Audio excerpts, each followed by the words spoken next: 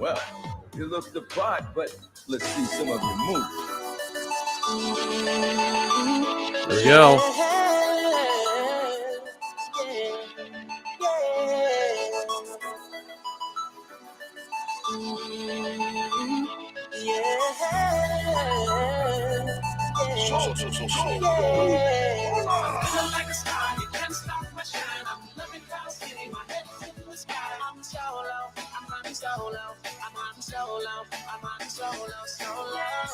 Yeah, I'm feeling good tonight.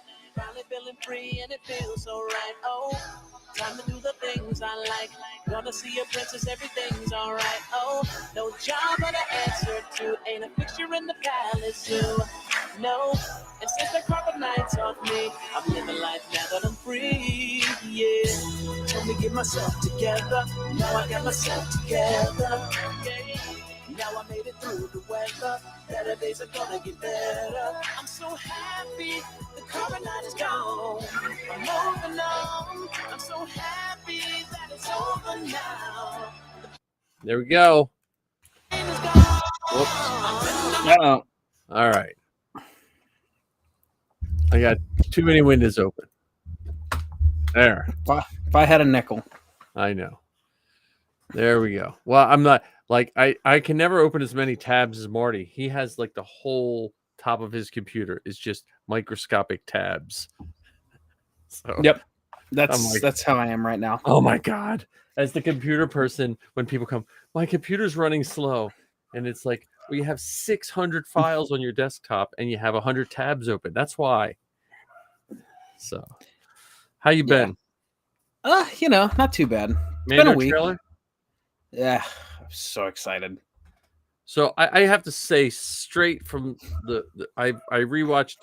I think I've rewatched this first 4 episodes of Mandalorian over and over again. Like, just I don't know why they I think it's those 4 just get me pumped. And then when I go to watch the second half, I'll watch them. But then I always just go. I'm just going to start it over again.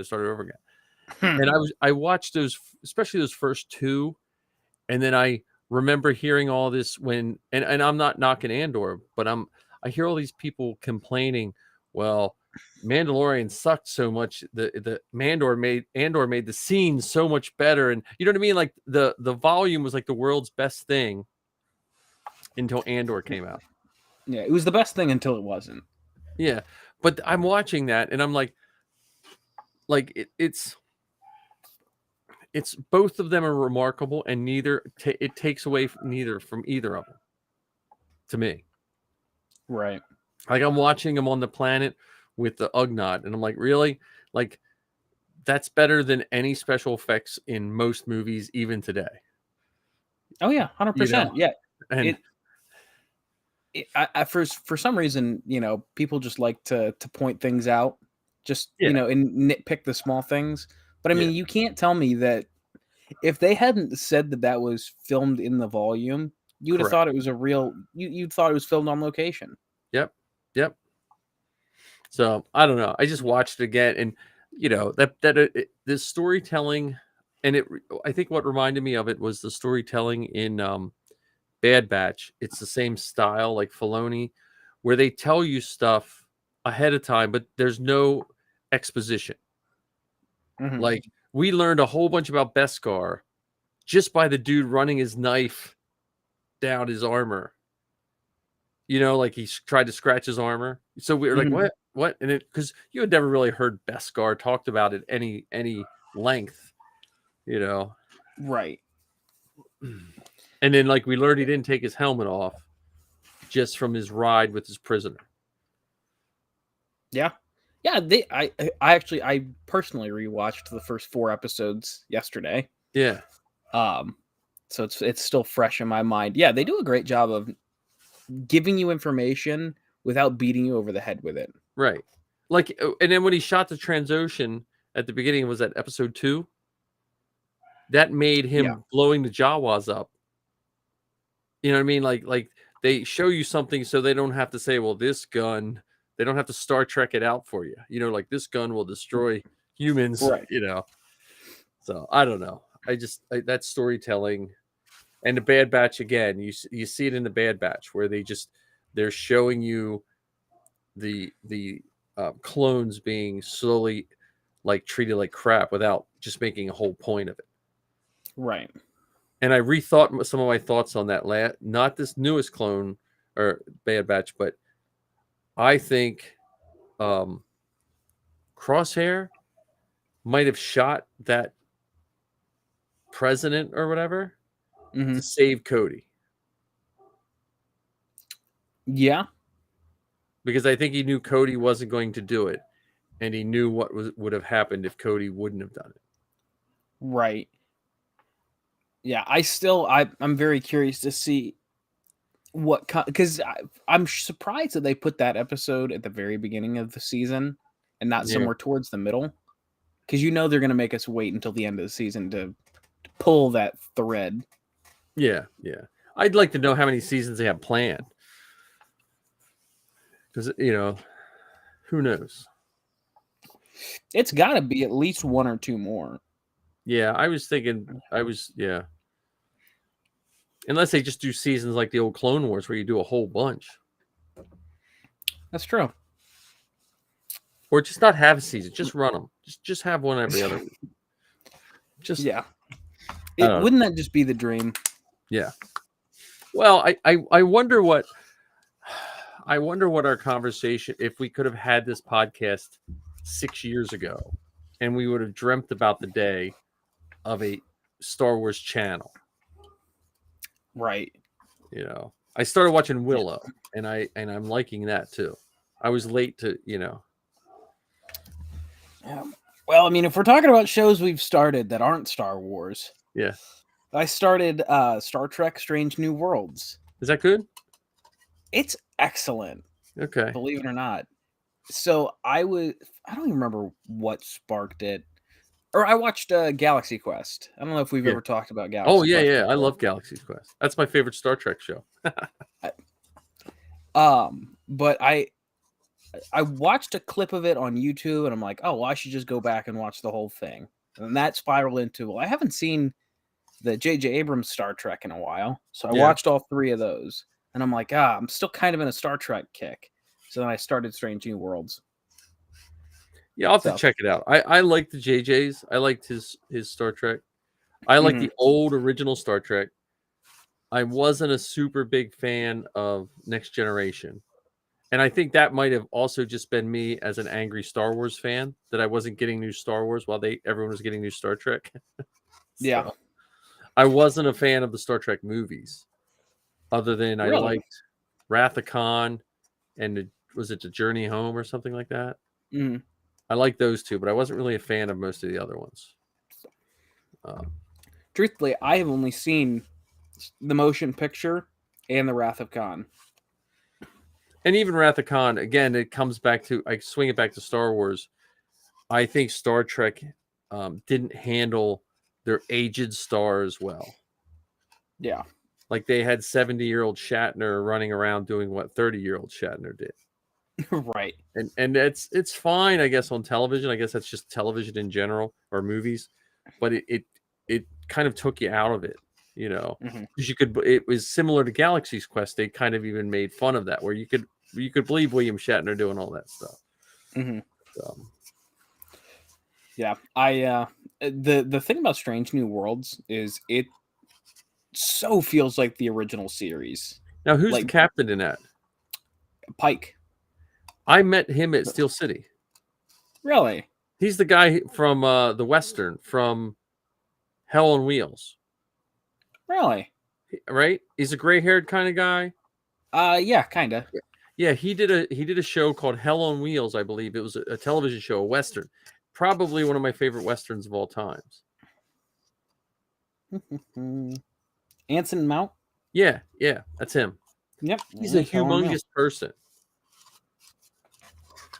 He doesn't look that big. I know. And I met him. I was like, holy crap. I felt like Smurf. Yeah, he's a big guy. He's a nice guy. I mean, I just hey, I saw him at the bar at Steel City. So I don't know how that always happens to you. Well, I sit in the lobby. So there's a guy Skippy we used to hang out with, and we would play Magic literally from when the con stopped till 2 a.m. Mm. So, and in between, we just go sit, and I don't drink. So I'm looking around because if you don't drink, it's like a bar is kind of nothing but people watching. Right. And the Ohio people, they're even better at it. The Ohio people wind up like hanging with them, like the woman who does Phasma and her husband. Like I'm like, oh, there's so and so. Oh, wait a minute, they're sitting with the, you know what I mean? Like they really, and Toga, of course. Yeah. So,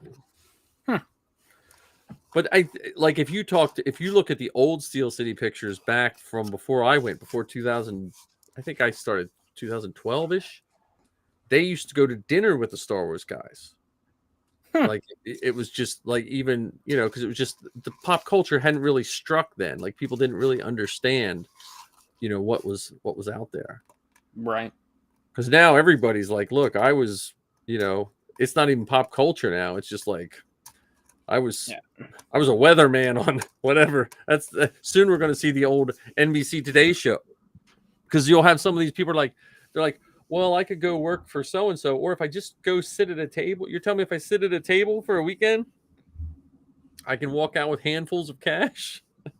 And the back of the Brinks truck as you're leaving. Yeah. So it's just a different world.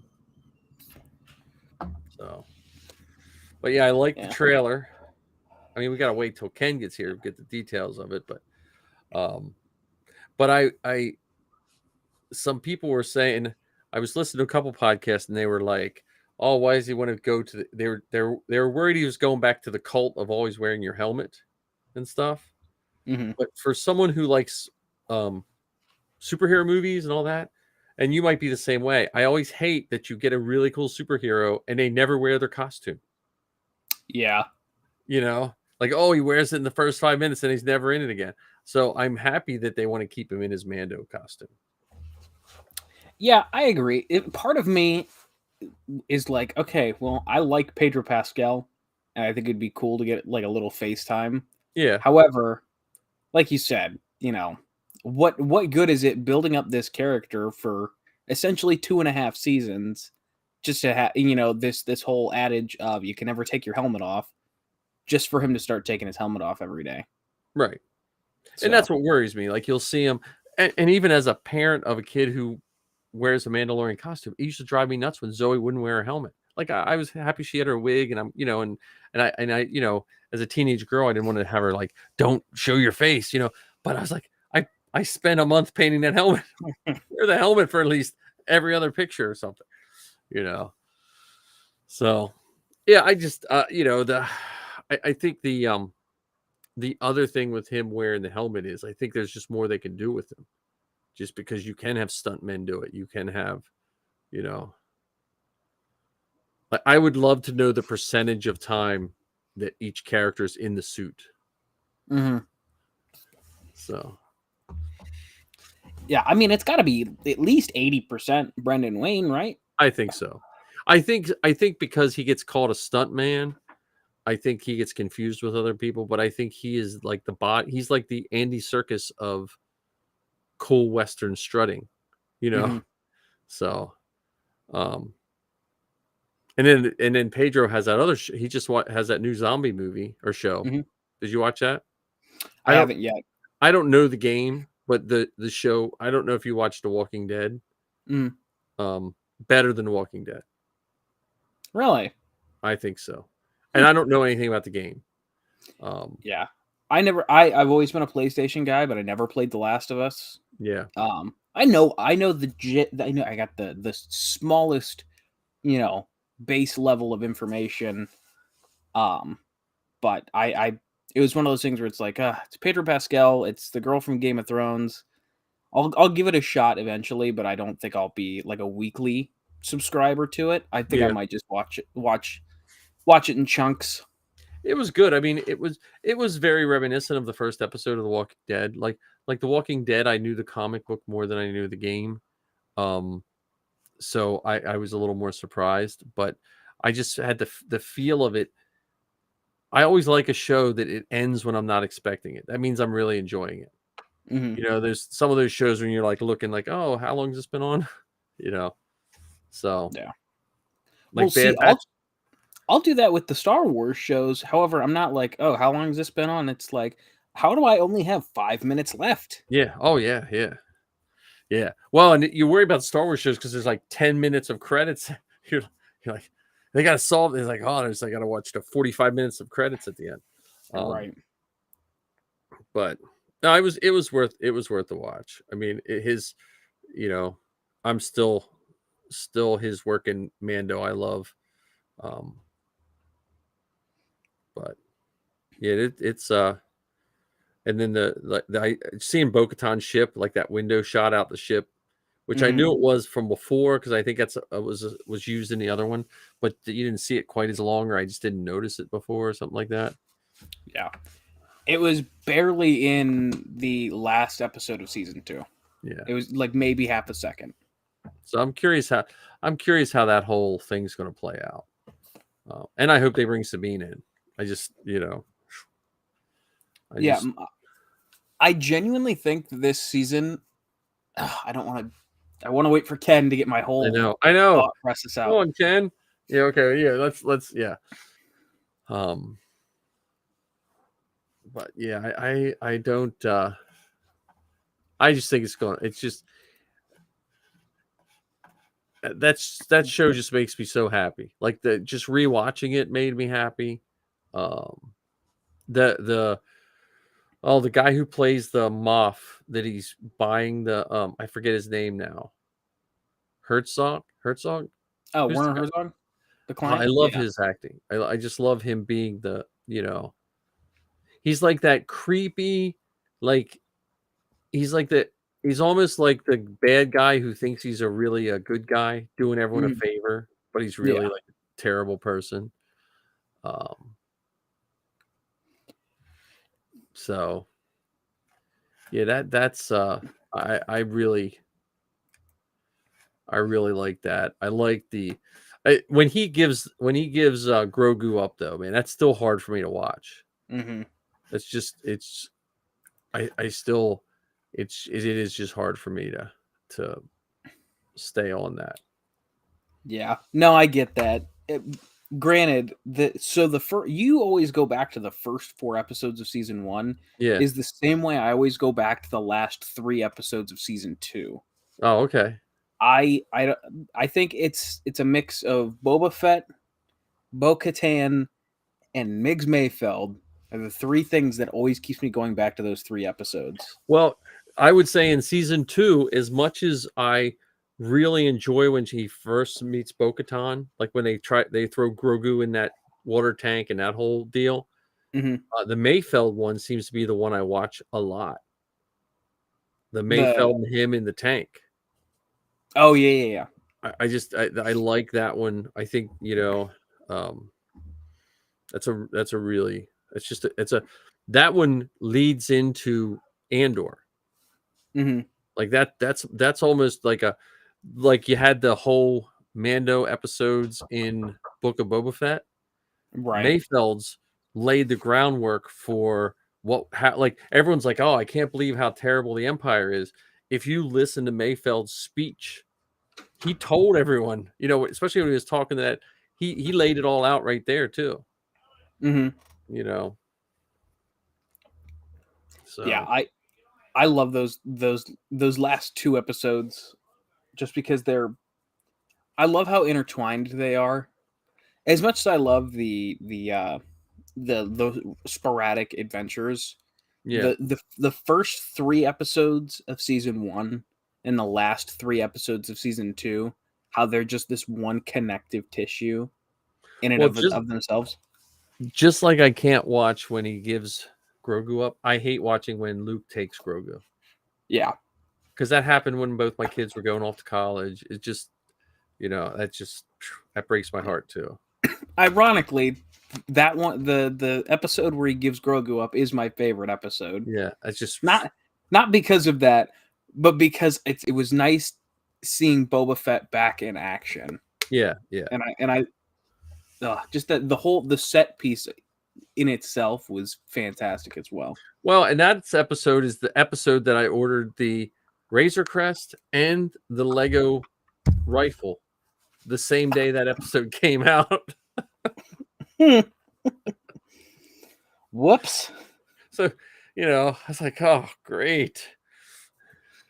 So, yeah, that was I still wish he would, as needed as it is to see the Naboo fighter, I still wish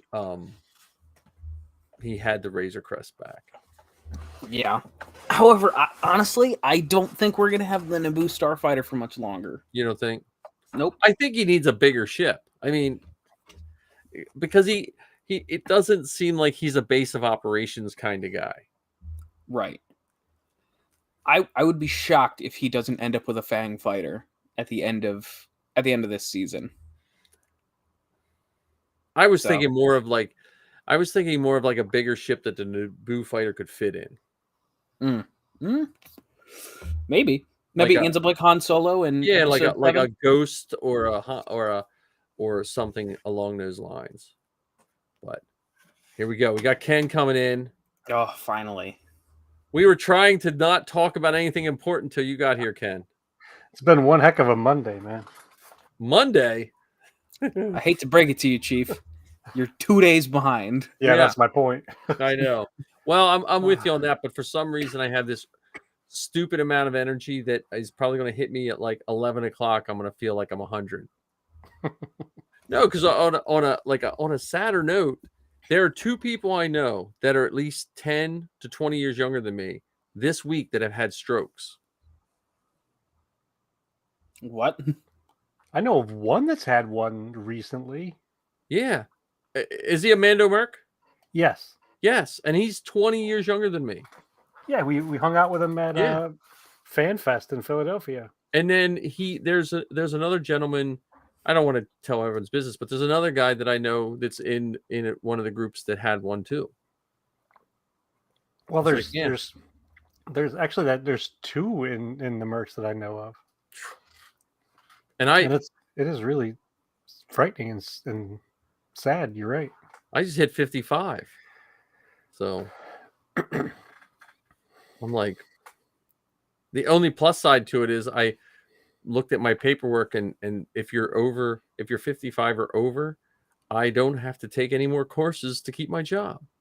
Nice. If you work in the county for 25 years or 55 or older, so I got to turn my paperwork in today. I was like, hey, I don't have to take a nonsensical course anymore. Do you get senior discounts at movie theaters and stuff? Do you get that at 55? 65. Oh man, 10 years. Then you can 55 is like the new 65. 10 cents. Yeah, that's what young people say. I don't hear old people saying that. Though my favorite line about that was, "Did you ever watch 30 Rock?" Occasionally. Didn't see And too many one episodes. time, Alec Baldwin's character was talking to I forget the main character, and he said, "Yes, 65 is the new 35." And she said something like, "Well, I'm only like 35." He said, "No, Lemon, 35 is still 35 for women."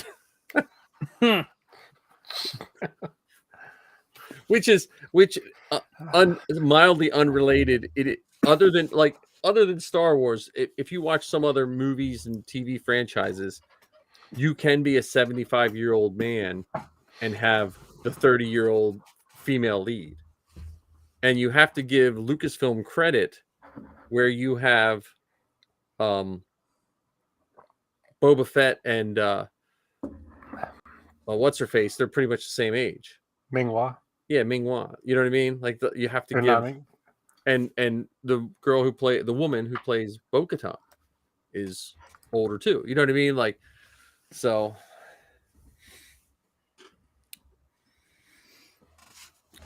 He's checking the age, aren't you? Ken's no, I was just checking her name, actually. I thought Ken was checking ages. I could see the Ken. You do need the tech glasses. Yeah. Well, here's what I was thinking was I had I figured we do a Mando episode today because the trailer dropped, and I mean, we could talk other things too. But Well, I thought got the I'd right bring shirt for it. Then I got the Yeah. right mug for it. I didn't even know. You should have Yeah, told me. I'm sorry, I have my 3PO. I've been I saw 2 protocol droids in Bad Batch today, so it made me love my protocol droids even more. So I got myself on today. oh, there you go. Nice. Yeah, well, I mean, we saw protocol droids today. Yeah, However, driving those racers. Are we not going to talk about the other droids we saw on Monday? The ones in the bar. The return of the B1 battle droid. Oh yeah. Ken's here. We can talk about the Mando trailer. Right? Okay, let's talk about the Mando trailer. Put it out there. First thing, Mando trailer. What's your initial thoughts, Ken? I'm just overwhelmed by all the goodies that they have in store for us. I mean, we have there was 6 or was it more than that different Mandalorians that we saw in that trailer? Oh yeah, there's a lot. It was at least 7. And then they had was it R4 as his pilot? I thought it was R5.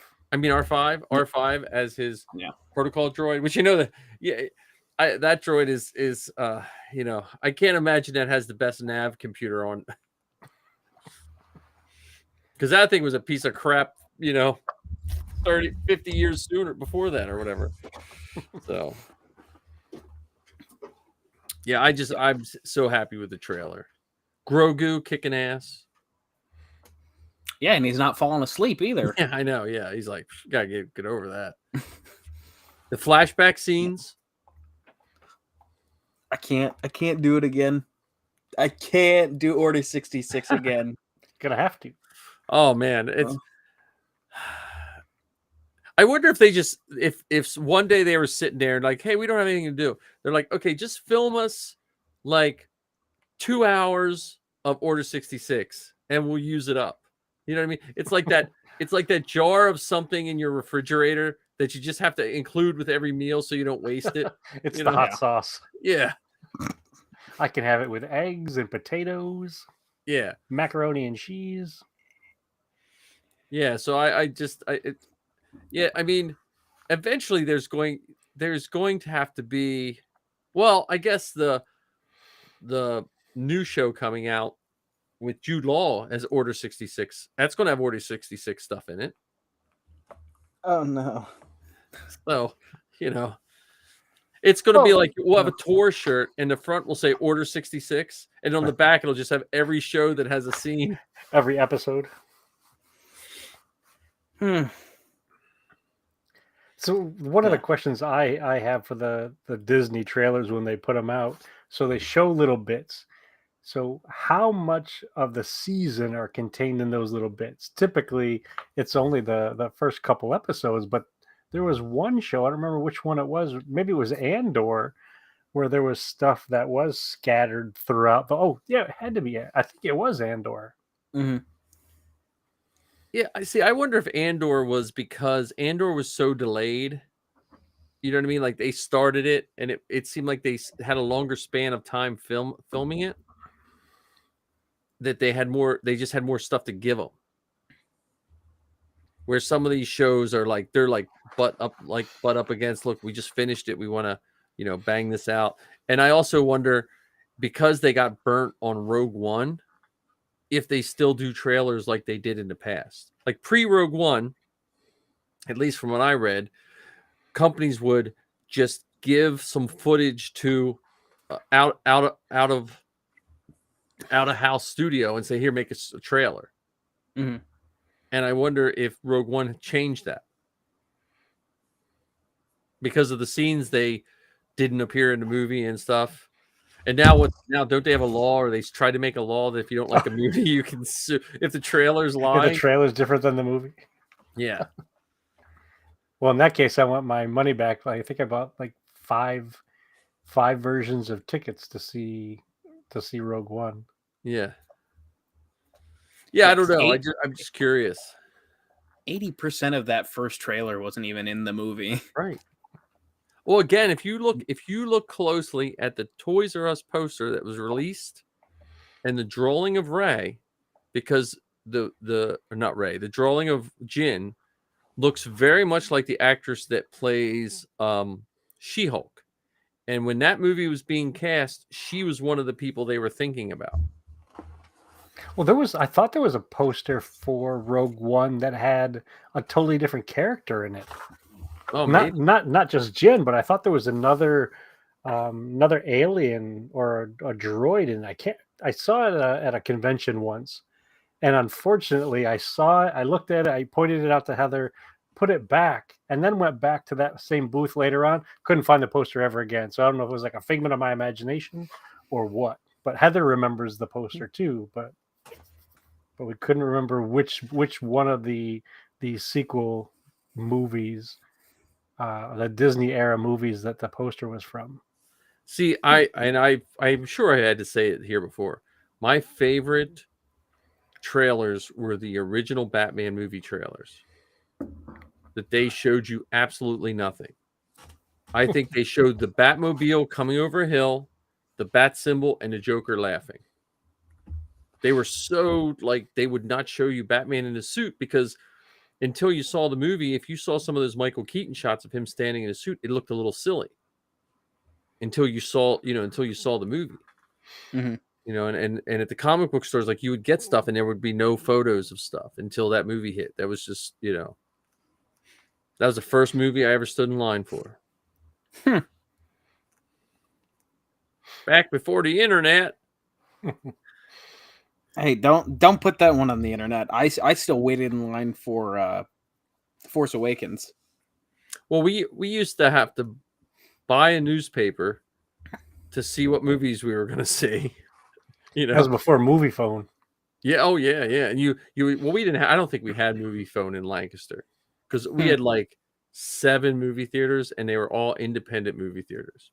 Like, it was well into the 90s before I ever saw like an AMC, or it was always just like such and such road theater,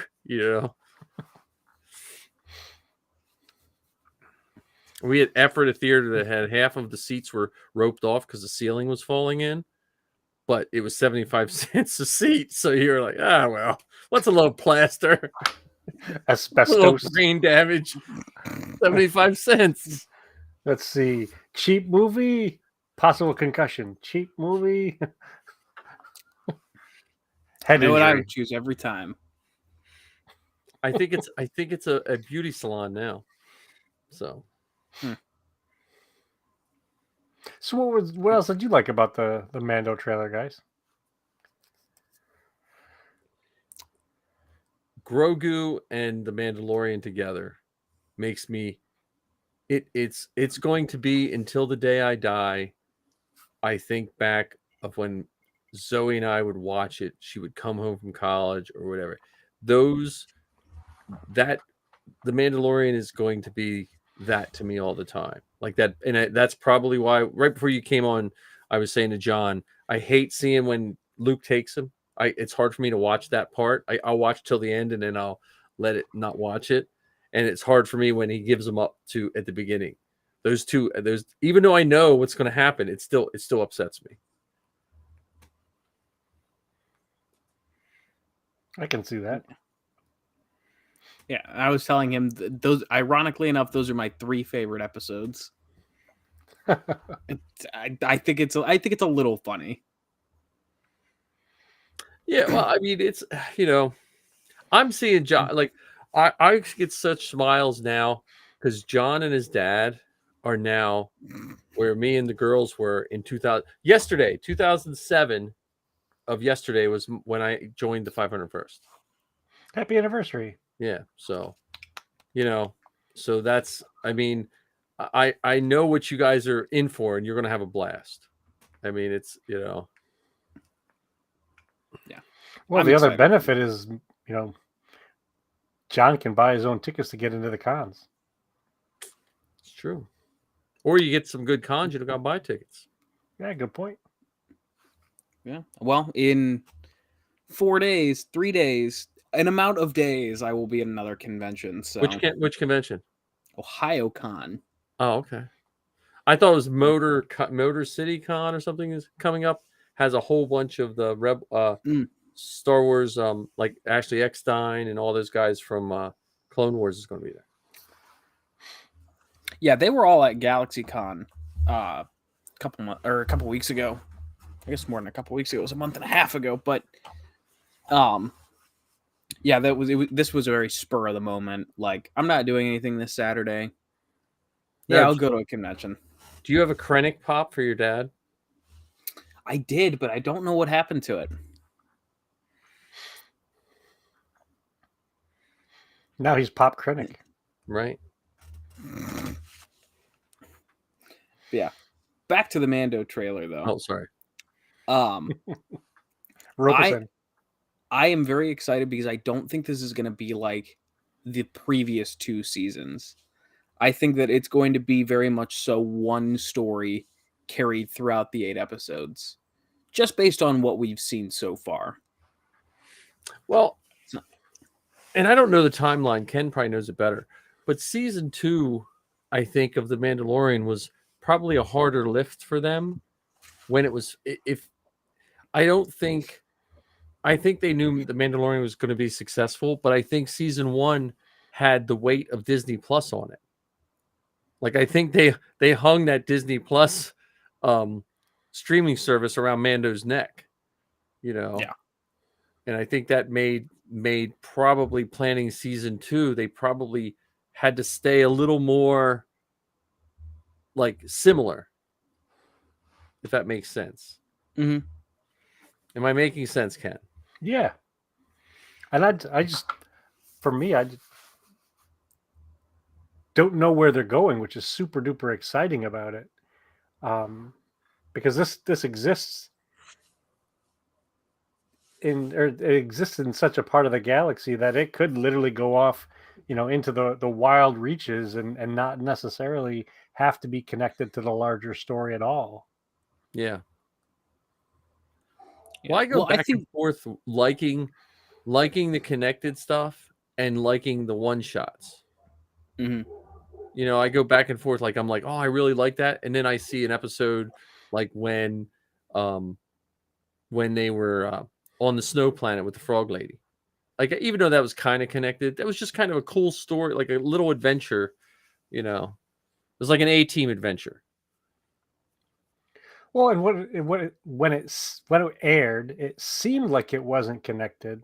Right. But, with this trailer now, they're bringing back, at least that one's, was it Jedi Ranger not Jedi Ranger, one of the Rangers. I can't remember the full title of that little group. Oh yeah. He was a part of the Rangers of the New Republic. Yes, that's what it is. That never got made, or at least it hasn't grown legs thanks to some off-screen antics of certain people. But Cobb Vanth, that's my only thing. Put him in charge. Oh, he wears the same stripes. I just when they first announced Rangers of the New Republic, I pictured Army Rangers. And then when he gave him that badge, and I was like, wait a minute. Oh, they mean like Cowboy Rangers. Like Space Lone Ranger. Rangers. Well, that's what you say. We could sit here and talk, and we could get something right just by mistake because there's so many ways it can go. Yeah. And I can't wait to see where they go. I mean, if my track record's anything, I'm probably going to like it. I'm probably going to like it, and I'm probably going to be wrong about whatever I guess. Yeah. Marva. Yeah. There's a 50-50 chance that there's a 100% chance that you're going to like it. Yep. Yeah, Even based on how it looks. I mean, it looks fantastic. Well, I mean, at the end of the day, it's The Mandalorian. I mean, there's not a whole lot you can do to make us not like it. I mean, right. let's call a spade a spade. I mean, unless the entire show didn't have Din Djarin or Grogu at all. Yep. Yeah, but then that would be the Book of Boba Fett, so it'd be fine. Good point. Well, Good say that. Don't say that to Anthony.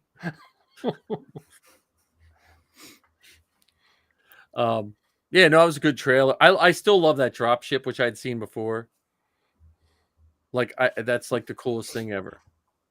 Well, did you notice we got a little bit more of that scene this time? Yeah. So now we know it's on Navarro is where they're dropping. Yeah. Well, wait a minute. Navarro is where that Mando first started, right? Right. Yes. Yeah. So they're going to probably just get a little bit of revenge on. Well, is it possible that that's a flashback? Oh, that's true. That's true. know, because it had Pax in the recent trailer. Pax Vizsla, was it Pax Vizsla? No, which one of the heavy Mandalorian? Yeah. Is that Pax? Yeah. So the theories that I have heard is that it's either going to be someone came to Navarro and the Mandalorians are fighting them, or it is two factions of Mandalorians that are fighting each other. Because the scene you see with Paz Vizsla, you can see where the statue of IG-11 was. Oh, okay. So the statue was the statue I overanalyzed this. Yeah. Okay. So it was after that. Yeah, I overanalyzed the crap out of this trailer. Well, they could be just going to get the armor. That's true. Because all that armor was stat. You know what I mean? Like because they need the Beskar. Mm-hmm.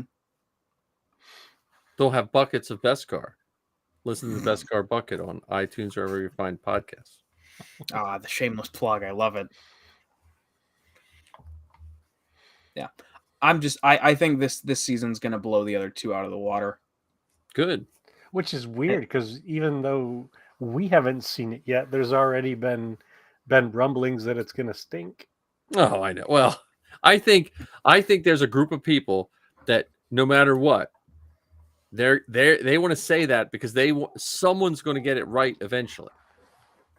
You know, because if you remember when The Force Awakens came out, there was not a single bad thing you could say about it.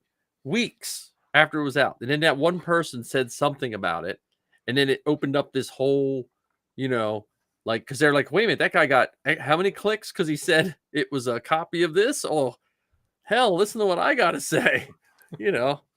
So.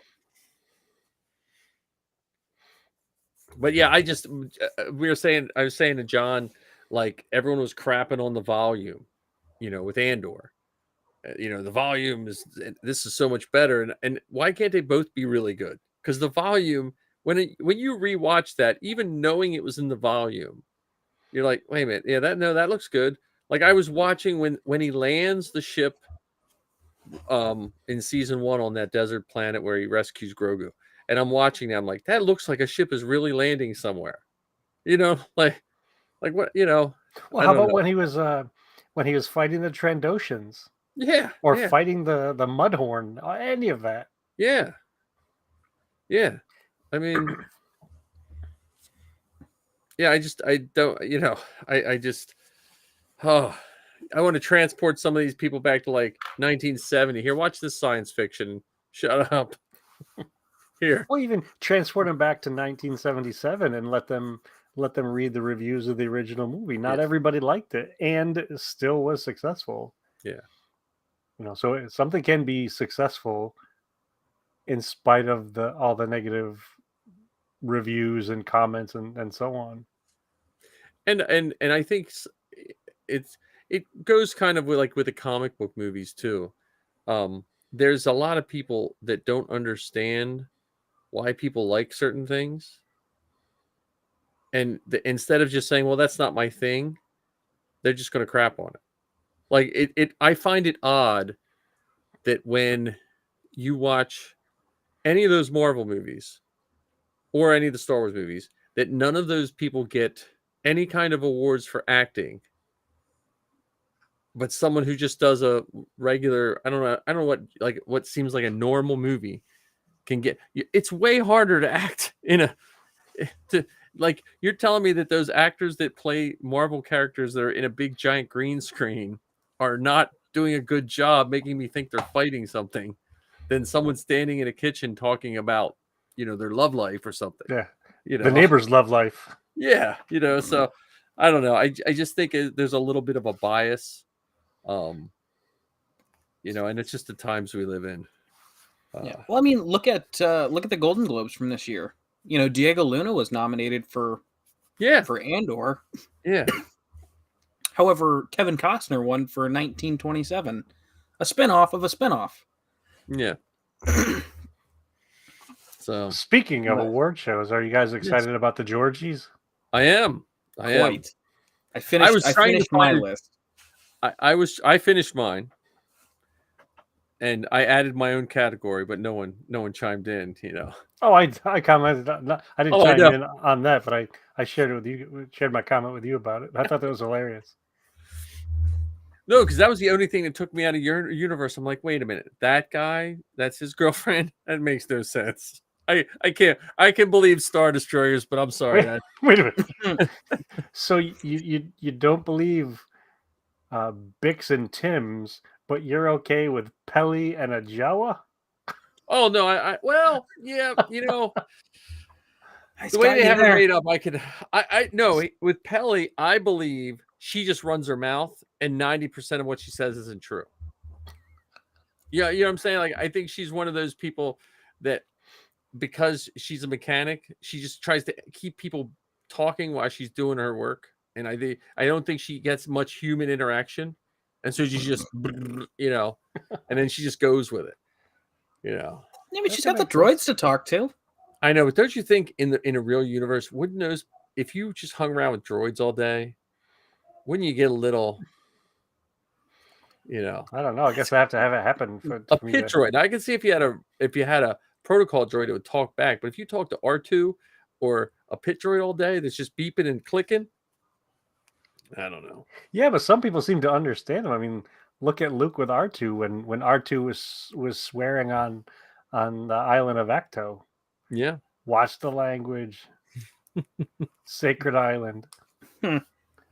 R2 probably wouldn't say anything at all. He's probably like, please, I need a battery change.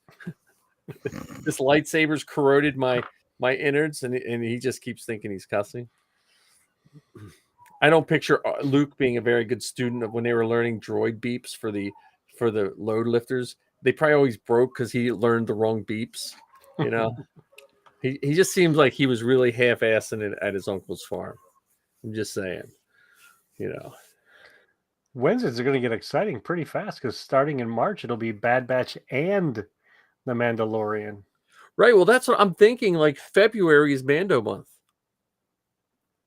Building up to Mando season 3. Could be. So I'm checking right now to possibly see if Penn Cinema is renting theaters again. There you go. So I might not be able to podcast that night because we will watch Mando on the big screen.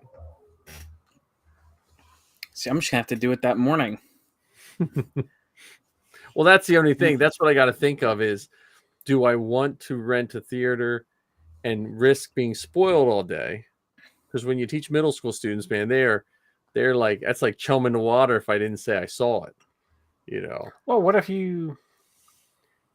Because I don't think, or I think that regardless of when you watch it on the big screen, it's still going to be awesome. So whether you're watching it on, premiere day, or if you're watching it, 3 Saturdays later with a group of friends, I think it'll be just as awesome on the movie theater screen on that day as it would be the very first day.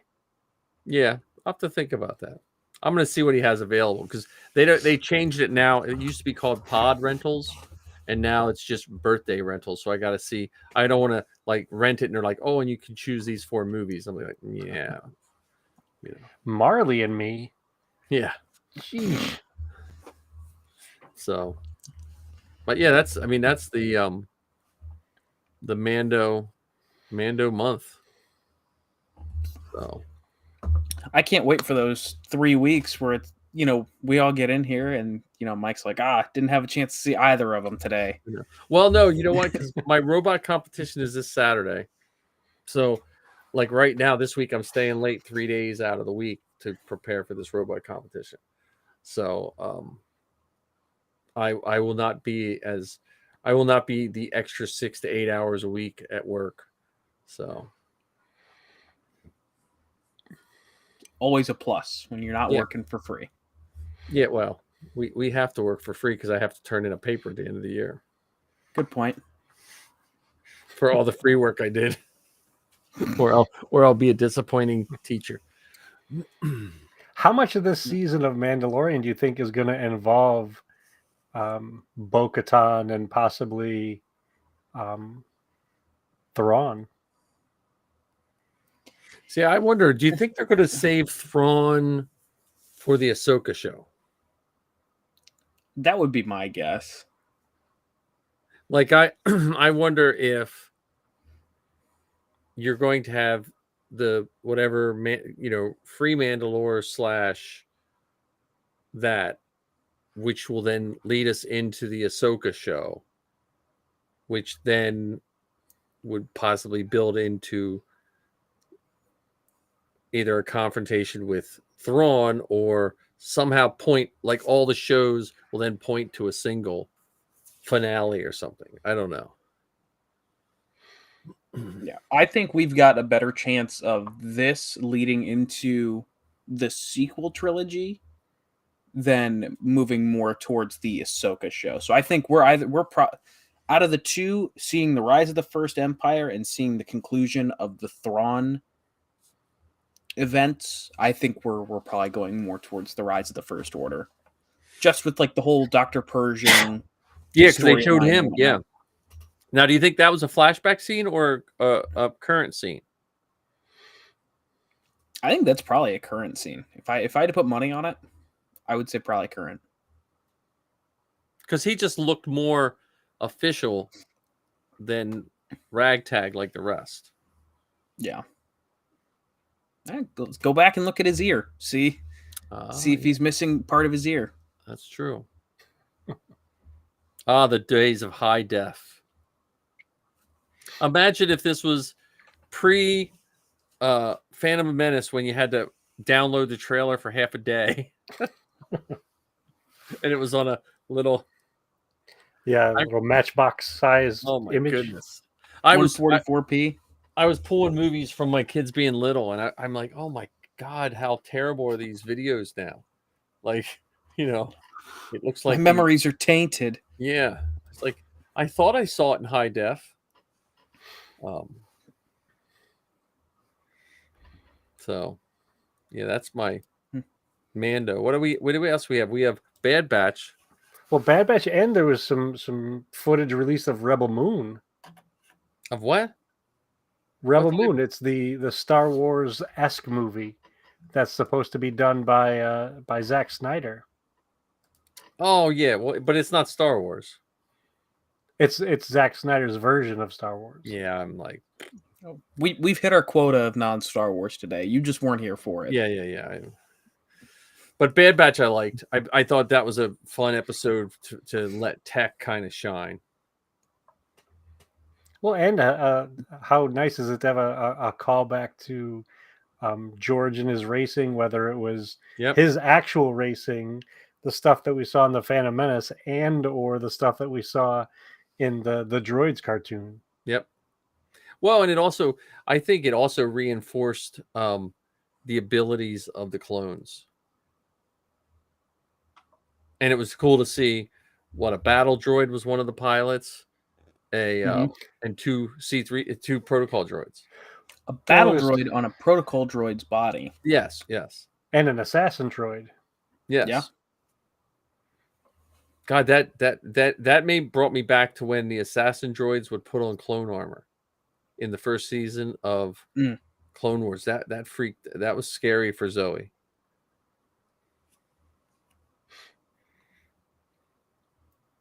What kind of robot was Teo?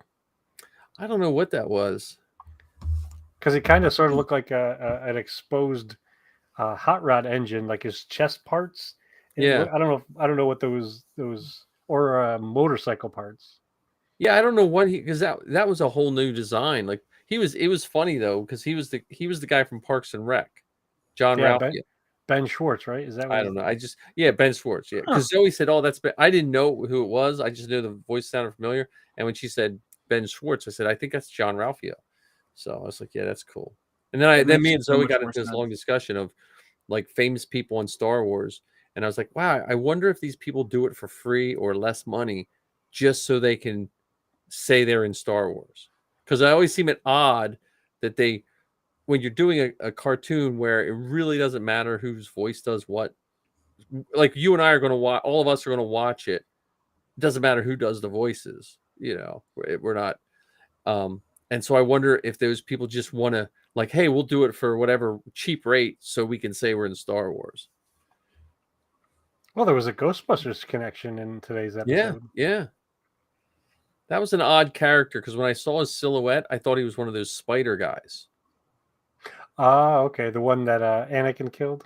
Yeah, and then I was like, oh, he didn't have his extra arms. But I thought he was one of the spider because he had odd tusks that came out of his chin, right?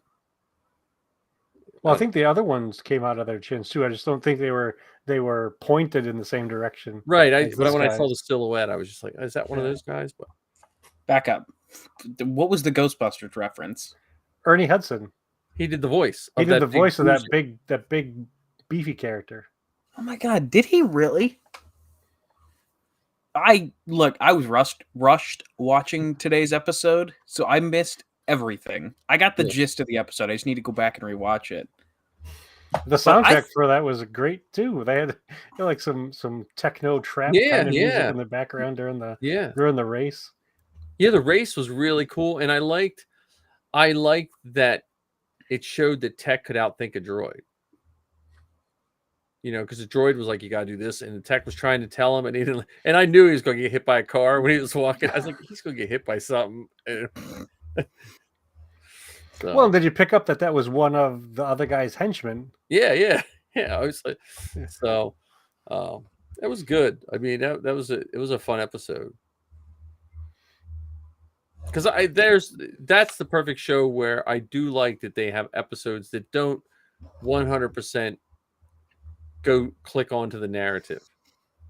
Because honestly, what I thought was going to happen when they were doing it, I thought, wow, they're going to put his face up on the screen, and some Imperial's going to see it when he won. I thought it was interesting that they chose to use his name. Like, yeah, I know. But I'm just saying, like, you're on the run, you're hiding, sort of, like, and then on big loudspeakers and tech. Yeah.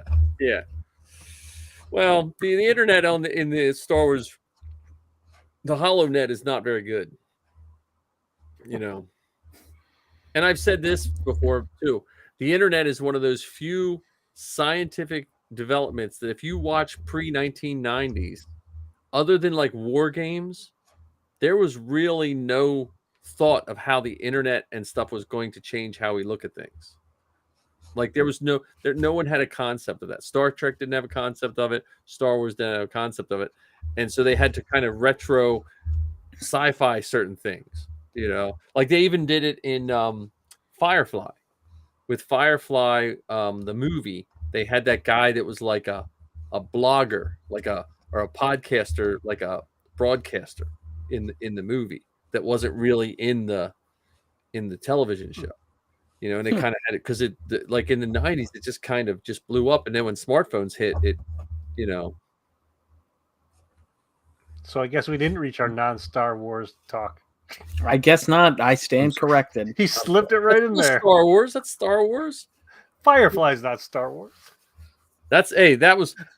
Firefly was all the Star Wars I could find there for a while. I was like, okay, I'm good. That's close enough. I even went as far as watched Razak's Roughnecks. Did you ever watch that? No. It's an animated show I want to say mid-90s, based on Starship Troopers. Yeah, you need to put that in our group message thing. I gotta look that up. Razak's Roughnecks, and it was the predecessor to the animation that Clone Wars is. So it was like Hyper Marionette. It was kind of that. It was that 3D-ish kind of, but it was a good show. Like it was basically like just continued on Starship Troopers stuff. Wow. Like it was just like it was like, remember the show called there was a Vietnam television show on in the 90s or the 80s, Tour of Duty. It was like that for Starship Troopers. Oh wow. And it was good. It was on it was on weird times, and when I was home and I had my comic book store, I would just watch it in the mornings and stuff. It was really good. There was like, when it got canceled, there was like this big push of like people, early internet, trying to like get it back and stuff. Razak's Roughnecks. See if I can. So hold on.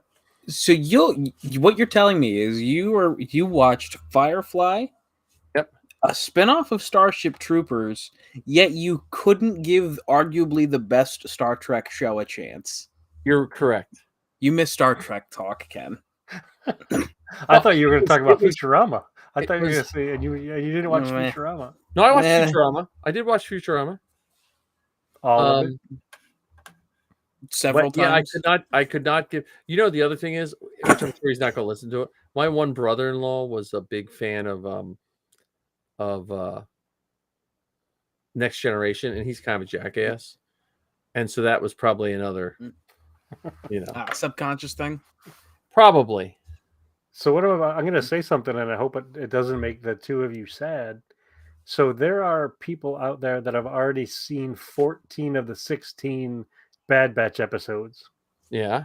There are other podcasters that have early access to this stuff, and they've seen it. So we're not on the list, and so I'm very disappointed in Kathleen Kennedy and Jon Favreau and Dave Filoni and the mix. It better be the Dad Batch on that list. It could be. I don't know. I'm not. I don't know if the Dad Batch is on there. The Dad Batch is because they're fairly new. They're newer than us because they started this past summer. Huh. They started months after Celebration. We're veterans compared to the Dad Batch. Yeah. Well, listen, I just did doing the podcasting thing with Zoe. Everyone gets their time in the sun. You know, like when Zoe first started, she hit at a certain time where she got her second or third show. They got invited to do a thing with Vanessa Marshall.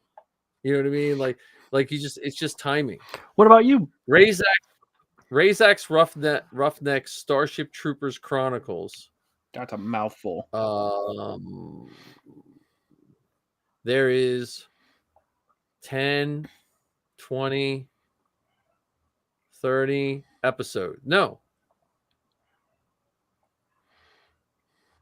30 episodes? I don't know. It's your story. You can tell it any way you want. I'm trying. They have a Wikipedia. They have a Starship Troopers Wikipedia. It's called Roughneck Starship Troopers Chronicles. I don't know where you would find it, but it was that is, I would highly recommend that animation because it's very predecessor to the Clone Wars to me. Here, let me see if I can pull up a picture of the. Ken, I'm sorry. We did not hit our quota at all. Nope, I'm sorry. Unless it reset as soon as I hopped on, because all that stuff. It could be. Good point. It could be. Was We were warm up. Pre-gaming? I can get it on Amazon. I don't know. That's my non-Star Wars. I'm sorry. Yeah, so there are folks who've already seen the first 14 episodes, and I would have listened to these podcasts. I probably know some of these people. It's definitely possible. Who are? Well, I know the gentleman from Forces Behind. No, sorry, that's us. No, the Blast Points, Jason and Gabe. Oh, really? Hey, I don't know that. They're fantastic. Absolutely fantastic. If you're looking for deep cut silliness and creativity and pure joy, that's us. Yeah. No, I think Blast Points. I think I met them. I gotta look here. Notice how he just turns around to look at his stolen banner. Nobody puts baby in a corner. The real quick just. No, I guess they were. See, I met a few when we went to the podcast meetup at Chicago, which was way better than the podcast meetup in Anaheim. So, well, now there are just so many of them. Look how many meetup... are involved with February 7th. Oh, yeah. I still haven't heard back from him. Me and Zoe are recording one for our show. Send him another note. I will say, Mr. Badger the hell out of everyone till you get an answer. I know. I've been less badgery this 2023. New Year's resolution to have. Yeah. No, I don't want to be less badgery. I've just honestly, I think students post COVID are driving me insane. So that's fair. I have students who just it's. I don't care what anyone says. It is harder to get a 12-year-old to do what you want them to do than to get an adult to do what you want them to do. So, well, because they have nothing to lose. They're like, yeah, what are you gonna do? So, yeah, I have to get on that, and the podcast. It does seem like the podcasting numbers have kind of shaken out a little bit post COVID. Like they're right after COVID. Like there was so many Star Wars podcasts, I was losing track of who I was listening to, and it seems like a lot of people slowed down a little bit. So, sadly, not sadly, but one of the things I've noticed is that there are so many of them that if I don't like the show in the first 20 minutes, I'm on to another one to see if I like that one. And I know it could be just a bad episode. It could be me not in the right mood or whatever, the right frame of mind. But it's like, all right, that little thing there, going to the next. And play-by-play recaps, I used to love. I don't know if I've just listened to too many of them, or maybe because we all talk Wednesday about Star Wars. But I used to love listening to like someone's opinion of play-by-play of an episode of like Rebels or something like that. And now when I listen to it on Bad Batch, I'm just like, So I will do the trailer breakdowns. Yeah, but any more, unless I see an episode where I'm like, I feel like I missed everything, or I'm curious. There was something either so small or so big that I'm like, I need to hear what other people think about it. Yeah, but like it used to be like every single week I would wake up, watch the new episode, and then immediately go to YouTube and see like what new rock stars had out, or the heavy spoilers show. Heavy spoiler. Screen Crush is a good one for that. I've been steering clear of spoilers and speculation just lately, just because we talk about it, and then I was like, I gotta tone down my. And I'm waiting for John to join the 501st cast. He's put his name in it, and because they lost one of their guys. His last show was their last recorded show.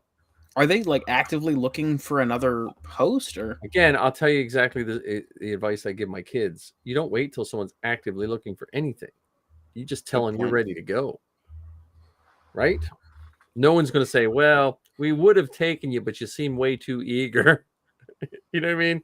Other than maybe some weird medical procedures, most people are not going to turn you down because you're overly eager. Good point. But I mean, it would be a good perspective. Ow, I just got a Charlie horse of a new person to hear a new person that hasn't been in long. Because John, you're as old as the thing. He's 55 years old. He's wandering off. I know. No, I got a Charlie horse. I haven't. I've been sitting too long. Did you put one of those air tags in his pocket so we don't lose them? I'm not that old yet. No, but John, you're as old as the Legion, right? How old are you? 23? Oh, shit. Yeah, the Legion is older than me. Yeah, so that, Are you okay? Are we good to continue? Oh, man, I just got a Charlie horse. Listen, I got 20 Charlie horses when I was 20, too. So now, listen, I had a friend, every time something happened, this was 10 years ago, he acted like I was an old man. I was like, no, I just, I'm sorry, but I was working all day, and I want to sit down. But we forgot Babu in the trailer. Do you think that's Babu or just a bunch of fricks? Well, whatever. It's a frick of fricks. I think it's Babu and his little brother Timmy. Tim with two M's. We can't have another Tim. It's got Tim with 3 M's, and he's dating Mon Mothma. He's a side piece of Mon Mothma. Well, if he's Tim with three M's, I heard he's a little bit clingy. There you go, Ken. I got you one. Nice. No, but I was excited to that. And you know what? That scene is what started a bunch of the negative comments I had to delete on my Facebook. Because then it's just they started trashing the last movie or whatever. Oh, God. I'm like, really? Like, that's all it takes to trigger you to hate on something is a picture of Babu? Oh. So, I don't know. We're also Mike, you said you had trivia. I do have trivia. Do you guys want to try Mando trivia? Yeah, we can do that. Okay. I'm up for some questions. All right, let me. I have all these windows. Like I have my inflatable Falcon, our video to play at the end. But let me hear the music. Yeah. Okay, you ready? I don't know if we have anyone that can join. We have one person watching. They can join. That's Diggs BTW7, whoever that is. All right, so you should jump in, Diggs B, and do our trivia. And I don't know these questions, so I can do it too. So you just go to blookit.com. I don't know if I can do it now. Oops, I can't do it. Oops. Because I have to be on the same screen. Let me fix this. There we go. So just go to blookit.com. You don't have to sign up. Just go. There we go. See if it'll let me. Join game. It's only a 7-minute game. I ain't got the time for that. I did not make these questions. I just downloaded a Mandalorian one.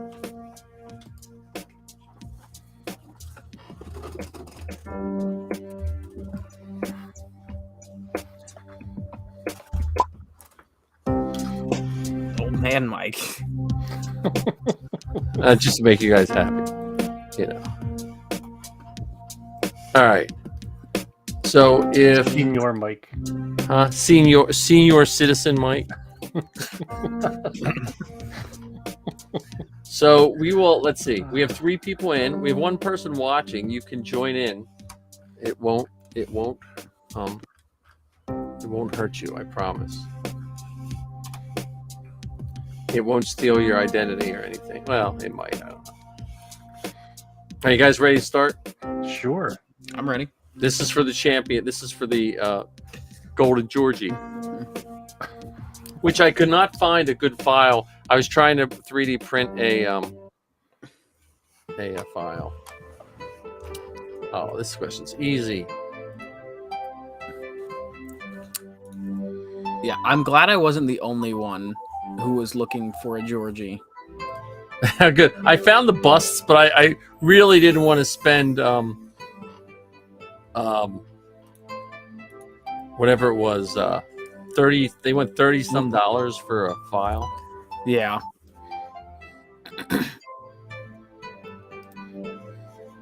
Really, these questions are like really easy. Who made this one up? I don't know. I just went on. Look, it has tons, and I just found one with a bunch of questions.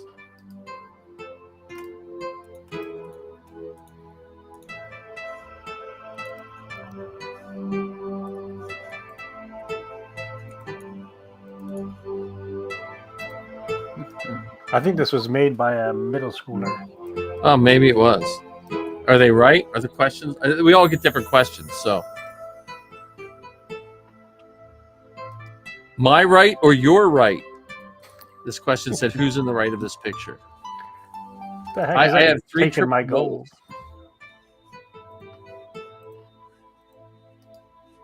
Oh, great. Son of a... Did you get one wrong? No, I got one where it took away my stuff. I got lose. Well, I've gotten right triple gold, but I don't have any. Some of these questions are questionable. Questionable, yeah. Some of the answers were just, yeah.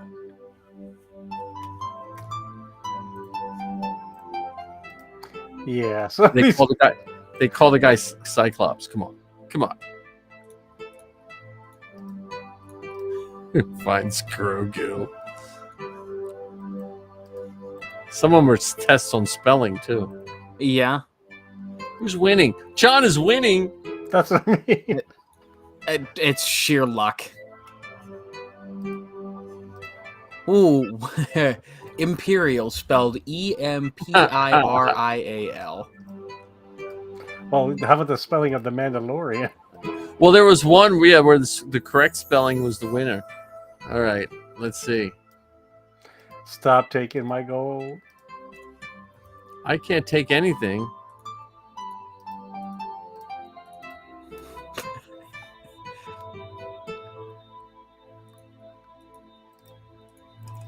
Oh, I didn't even read it. I just clicked. I got the same question twice in a row.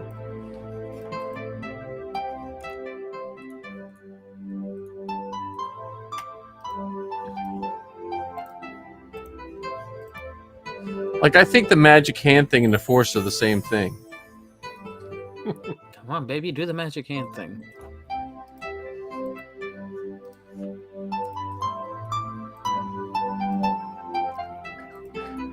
Denny. I like the name Denny. Damn it. Sorry, God. John is No, 37. You're not sorry. No. Well, there you go, Mike. Oh, you swapped for me? Oh, good.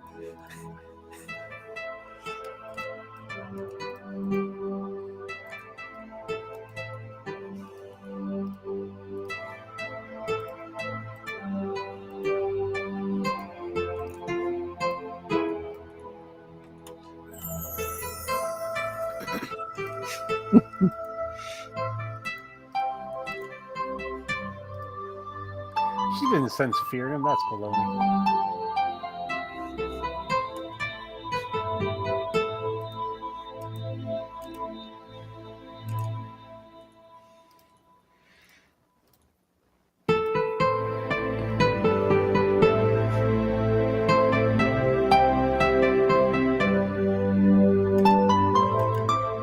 That's some long answers in some of these. Yeah.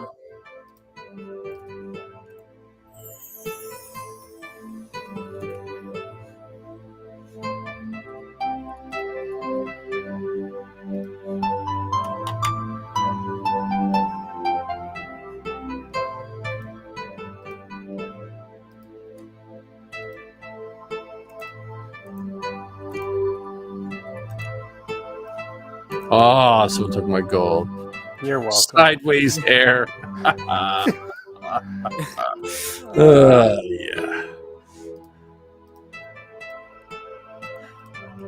Ladies frog eggs.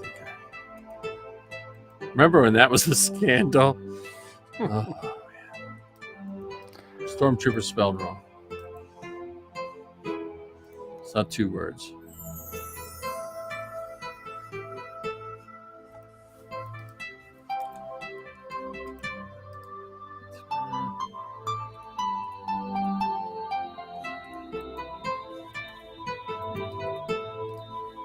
That one question was only from season 1.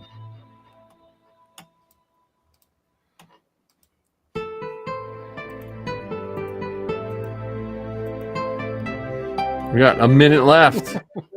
Oh, you swap gold with me? Oh, good, I'm winning. If you don't click it, it'll go away. If you don't click what? Like if you win, like swap, and you're winning, just don't click anything, and it'll go away. I should have probably told you guys that sooner. Melted bat cars.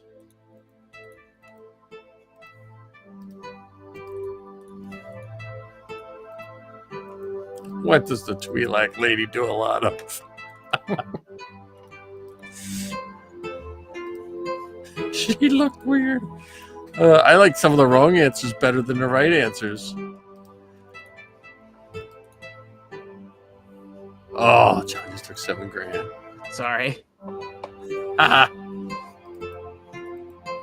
think we need to promote our. How do you have 22,000? John is 59,000. Well, did I win? Well, I think that's so. John's our trivia expert. Let's go. I don't know about that. Let's go.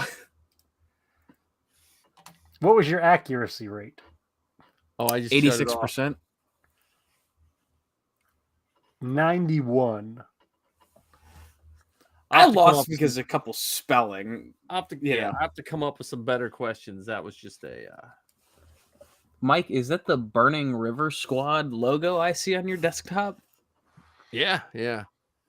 I don't know what I was. Oh, when I was making the when I was making our intro, I was at first I was going to put those on, and then I was like, you know what? We don't want to be not knocking the 500 first, but I was like, we don't want our podcast to like be subject to 500 first stuff, so we'll keep that off. Good point. So because when we started CreatiCast, there was a big uproar that we were going to call it CreatiCast, and then we just did it. We just did it anyway. Hey, you win some, you lose some, right? And we used to say at the beginning, we're not affiliated with this and that. So, because as much as we joke around about Lucasfilm watching us and this and that, I found in all the years of being with the 501st and dealing with Zoe's podcast, they don't care. Unless you decide to be a spree killer in your armor, they're probably not going to bother with you. That's because it's John gets to be in his first election with the 501st. I'm excited. In 2 weeks. So that's going to be a show in and of itself.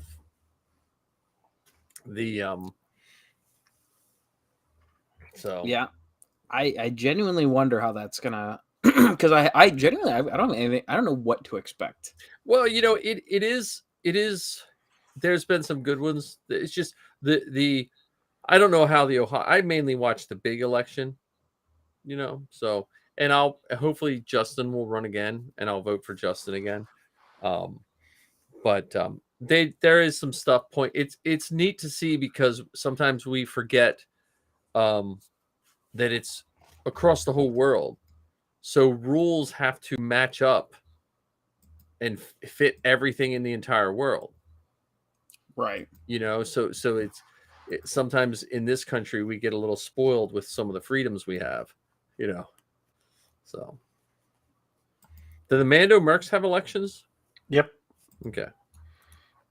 Except for the Supreme Leader or whatever, right? You mean Mandalore himself? Yeah. Mandalore the Uniter? Yeah. But no, it's fun. I mean, it should be a good time. I don't know if I'd describe it as fun. It's interesting. For me, it's comical in some ways. Well, it is very comical in some of the threads that they go down that have no bearing on anything. And those you just have to laugh. Yeah, and if for me, if I happen to know some of the people because they have local elections and then international positions and stuff like this, or what do they call it? It's upper level leadership within the group. And so some of those folks never heard of, never met. I can only go based on what they type in the forums and stuff about their positions on X or their thoughts on Y. But then there are some people that I know, and it's comical to see some of the things that they'll type where they'll say this thing in the forum and you're like, that's nowhere near close to being how you really. I mean, what thesaurus are you using to come up with the phrasing of this? Because A, you've never talked like that in person, and all of the times I've met you. And second, the words you're typing are in 180-degree opposite of how you behave in person in real life. And this is what folks like me around the world will be reading and assuming that's how you truly are. Yeah, and unfortunately, I can't put a banner over their stuff and just call it bullshit.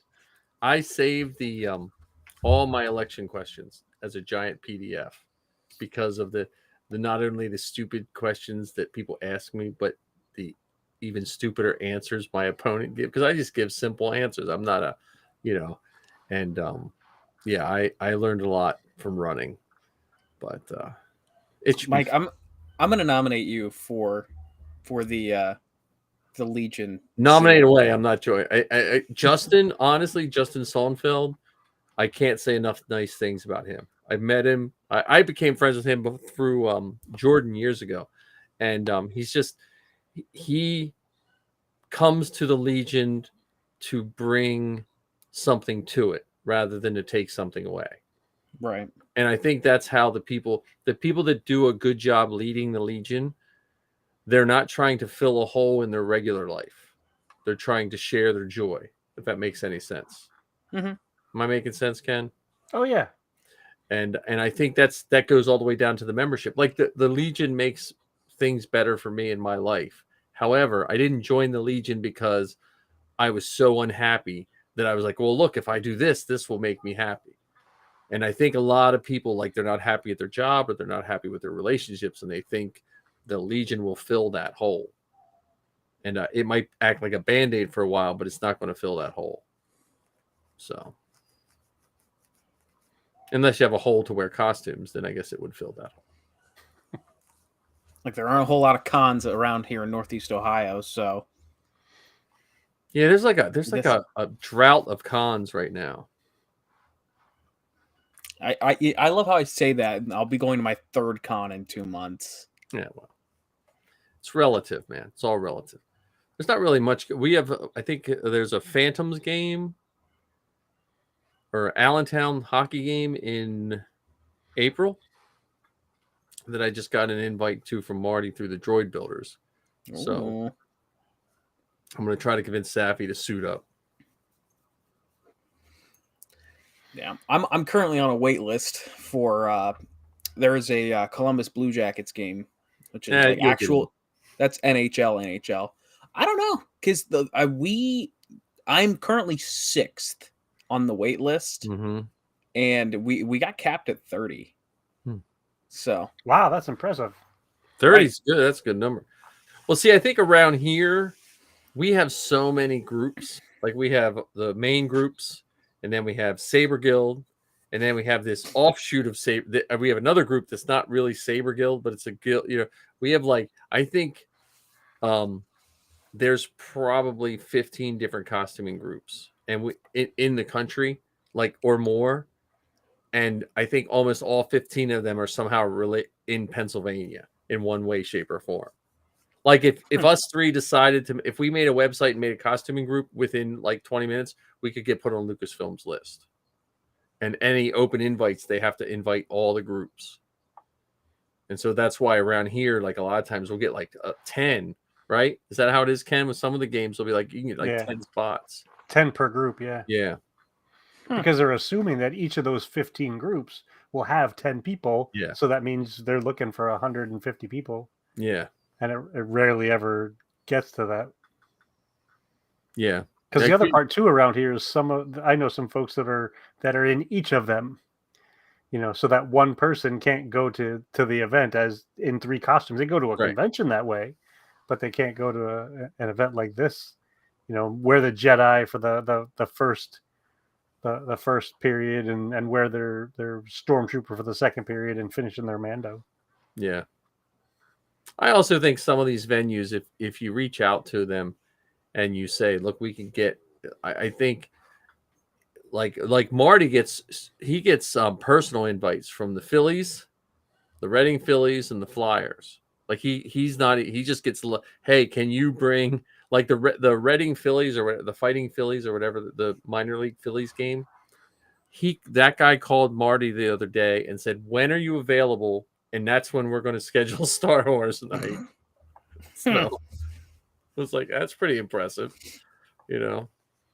Well, it also goes to show how reliable Marty is too. Oh yeah. Because there's a bunch of people that I've known that they say they sign up, they put their name on the list, and they ghost you. They don't hear from them for a week or months or whatever.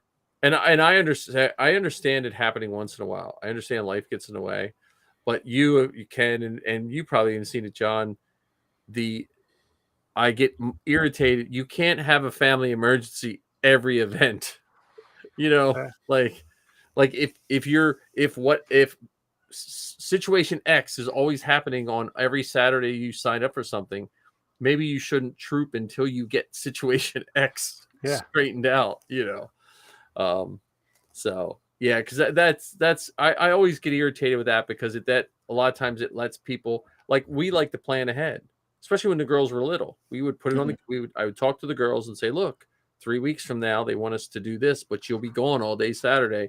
Do you want to do this? And if they said yes, we signed up, and no matter what happened, we were, you know. And if there was a chance, like when Zoe was doing her movie, I remember signing up for stuff, and I was like, look, me and Sappy are coming. Zoe's 50-50, so don't hold a spot for her, you know. And but yeah, I'd like to get some trooping in before Zoe goes back to California. So we'll see. I'm just speaking of trooping. I'm looking to keep my goal of at least once a month. Nice. So, you got January licked. Yep, January's done. February is signed up for. Now we're just waiting on some March events to start rolling in.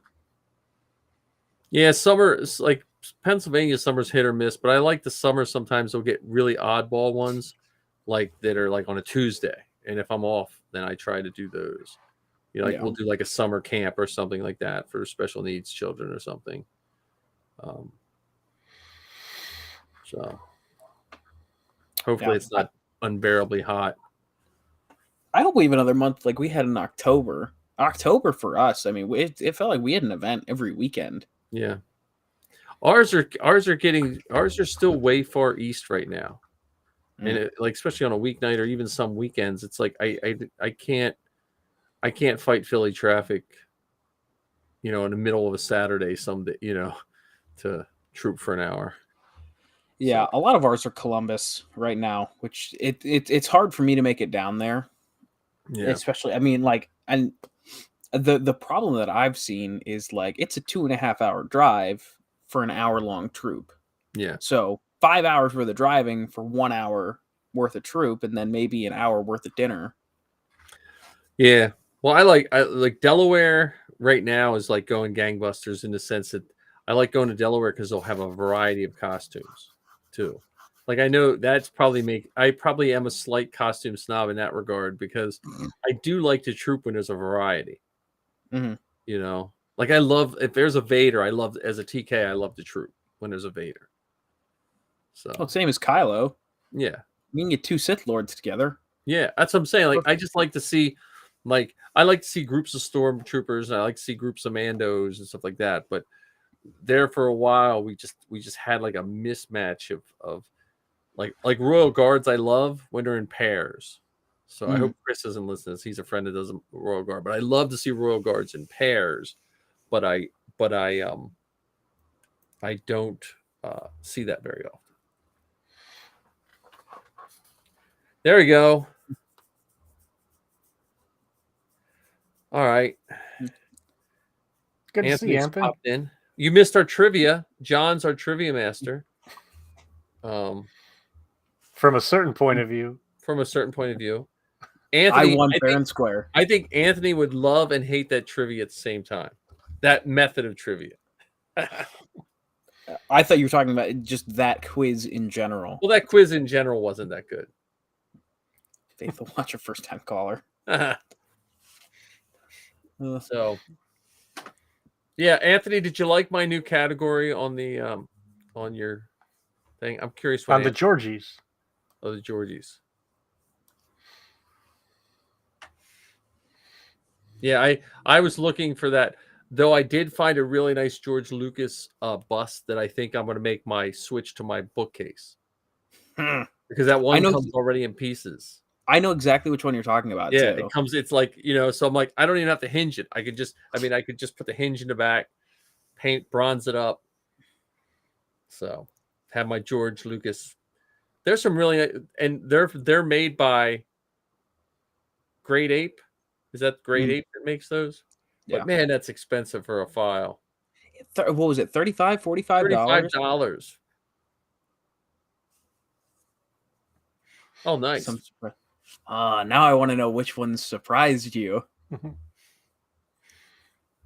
If you guys have some extra time, you should go in too and add some presenters notes for some of the awards that you think you might want to be the distributor of.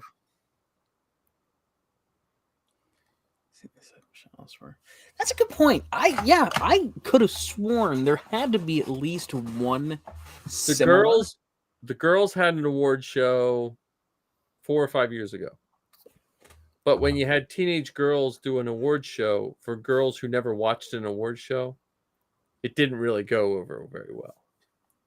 You know, like, because I think that's like watching a variety show. You know, if you've never seen it, it doesn't make any sense to you. So I got a whole plan for this whole award show that I just need to put in motion in terms of setup.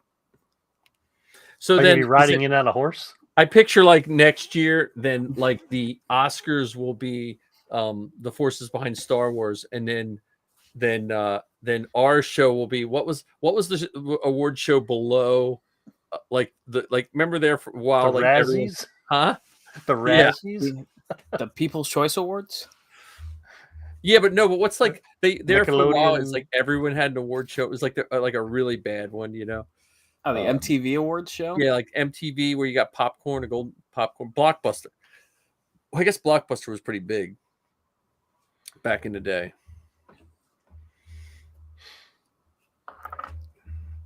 Yeah, we're gonna have to, you know, it's I just need a job of giving people ideas and then let them do the hard work. I'm an idea man. Don't let me, you know.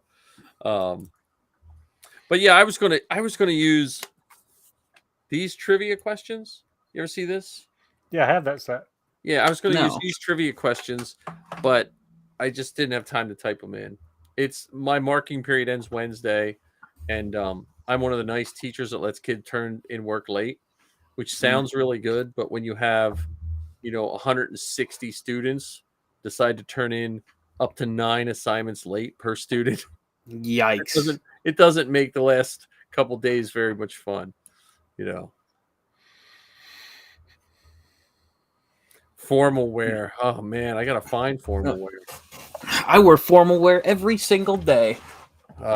I set my ties on fire my second year teaching. I quit wearing ties when I taught science. I was like, I'm not wearing this anymore. That's fair. That's understandable. Well, and I was thinking one day when I was teaching, I was like, if there's ever a fight and a kid grabs me by the tie, I'm kind of helpless. No, I mean, like, really, you know, they could pull me to the ground if I'm not paying attention. No, you're right. I don't know why it's funny, but it's just... I mean, I was like, clip-on tie or no tie? Because at one point when I was a computer teacher, I thought of buying a whole bunch of white short sleeve button down shirts and clip-on ties and pocket protectors and just dress like a nerd just to freak my students out. And, you know, and then I thought, polo shirts are cheaper and nicer to wear. Yeah, and you won't get bullied by 12-year-olds. No, they still get bullied by 12-year-olds. What are you talking about? It drives not only my students and my principal nuts that I wear the same. I have 5 outfits. I wear the same clothes every day. It drives them all nuts. And I do it partially because I have a lot of poor kids that have to wear the same clothes every day anyway.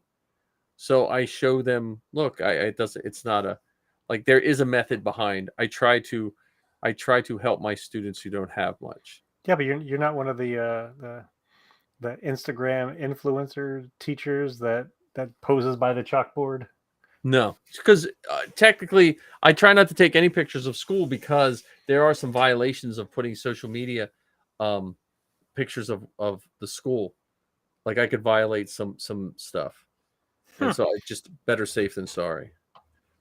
Because especially with high def cameras, teachers will take pictures of their room and they'll forget they have a roster sitting on their desk, so they've just exposed a whole bunch of kids' names on the internet. And when you teach in a middle school, you fall under different federal laws. Wow. Oh yeah, I think formal. I'm all for the formal. I have a suit somewhere. It only has to be from the waist up. Yeah, I know. Unless you do one of your patented walk out of camera or walk. Okay, I had a Charlie horse. Right? Anthony, they're trying to put me in the grave already. You know. So yeah, because this like show that, you'll end up in a home. Is so energetic that you give yourself a cramp. Oh, my sciatica. Let me get my cane. I don't even have any good old man stories this week. You wasted them all in our first year. I know, right? I wasted all my good stories. I'm interested in hearing some of Anthony's thoughts on the Mando trailer. Yeah. He doesn't want any of his content, you know. Old. Yeah. We need a big silver microphones, you know. Well, that's how when podcasting first came out, when it was first starting to be a thing, and you know, I want to say late '90s, but it was more like 2002. All the podcasting, they taught it like you were doing 30s radio, like it must be scripted, and there's no downtime. You have to project with this voice, and everything must be written down. Now, maybe if we wrote stuff down here, our show would be better, but you know. The scripted shows that's a tough one. So we didn't even do workbench or costume corner this week or anything. We just got Mando. It's because we're slacking. Yeah. I mean, well, my workbench is still. I'm just bought new print heads for my printers, so our Mando stuff will be back up and printing, which I just have to do the legs. Just wait till you print the helmet too, Ken. And see what I can do with that. Okay.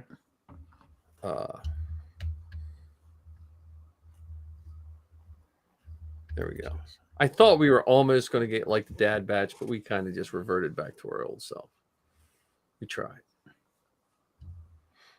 It happens. Marty's coming over Sunday, so we'll hopefully my resin printer I tried multiple times. I gave up. So this guy will be all smoothed up and hopefully molded on Sunday.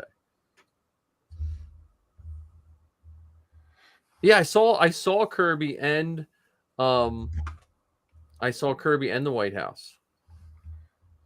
So he has to. So when he goes to get that, look at resin printers. If he wants to make those smaller ones, man, there's resin printers. That stuff comes out like glass. But those prints were cool. Run it slow. Tell them to run it on the slowest setting. Put a 0.1 nozzle on that. I got the steel nozzles. Have you ever used those, John? I haven't. You were mentioning it. You mentioned it last week. So they're just. I didn't put them on. I was lazy. It was so. My birthday was this week, and so my kids and my wife let me have a fun weekend. So I played Fortnite and did nothing.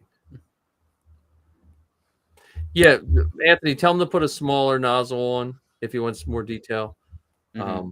And then you'll have to adjust the prints and stuff. But you know, it's just the beginning. You've opened yourself up to a whole bunch of plastic in your house and at least one more printer. I know very few 3D printing people that have only one printer.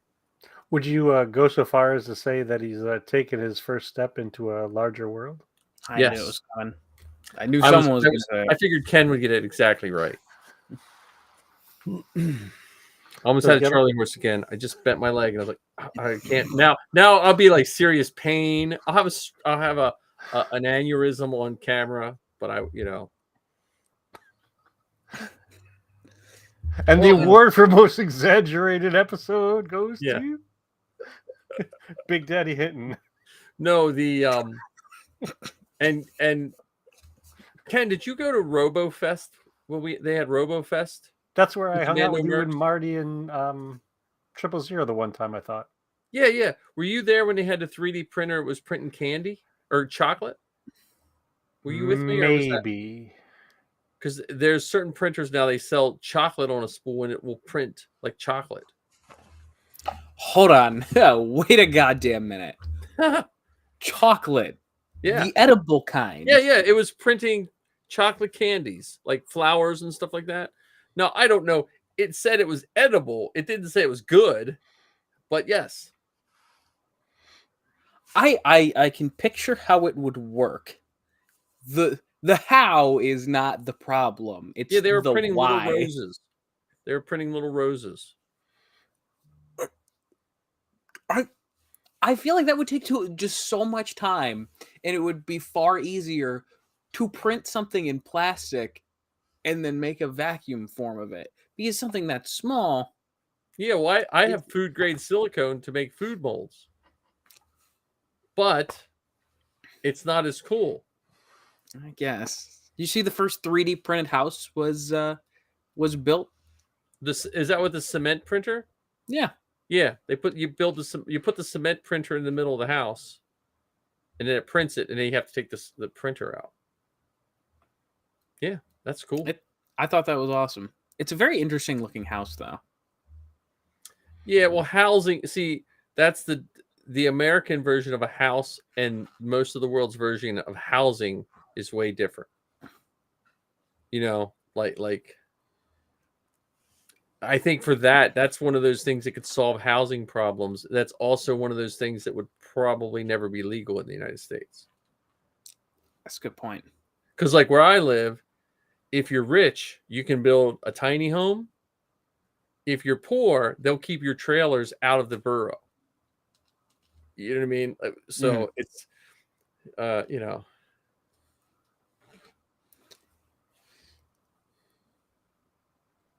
What is FBSW?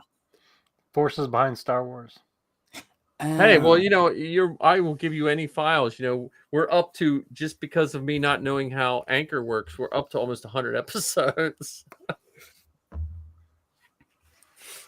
When are we gonna submit to be considered press, so we can get on the list of some of these other shows and get invited to roundtable interviews and get pre-releases of? You have to go to the address. Lucasfilm has an address. Hang on, I'll give you the address. I'll give you the email address. Hold on, I gotta look up my contact info here. Oh, great! We just lost the youngster. No, you didn't. I'm still here. He fell out of his chair. Ken, I spied something in your background that I looked eerily familiar. Something small. And not like one of the pop figures, but we both have the Grogu phone holder. I saw the little hands going across, and I'm like, "Wait a minute, and it's that looks still familiar." In the package. Yep, me too. I don't know why that just caught my eye, but I'm like, "Wait a minute, that looks horribly familiar." Yeah, we should play the match game every week to see which of us have the same thing in their collection at the same time. Hold on. If we're doing that.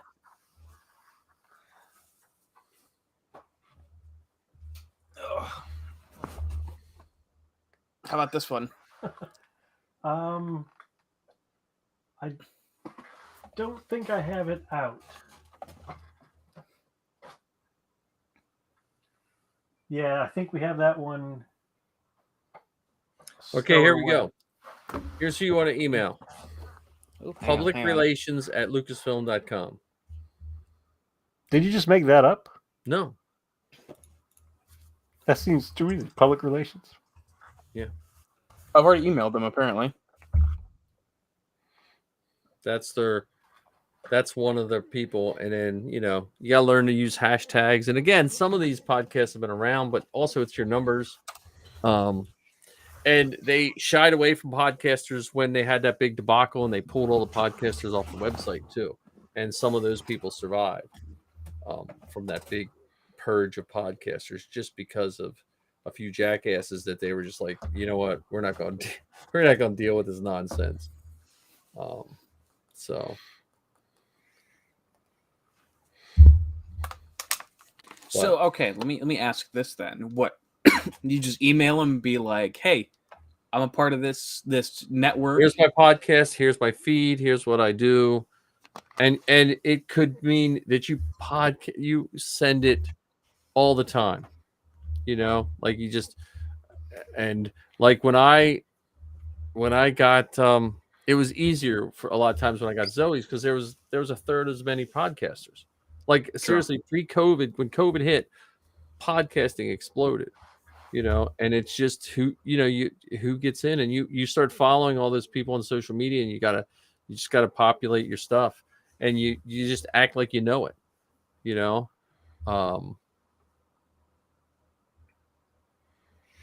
so I mean, it doesn't, it's weird who gets picked up and who. There's no rhyme or reason, like Father and Son Galaxy, man, they've gone gangbusters, but they put a lot of time in, I mean, and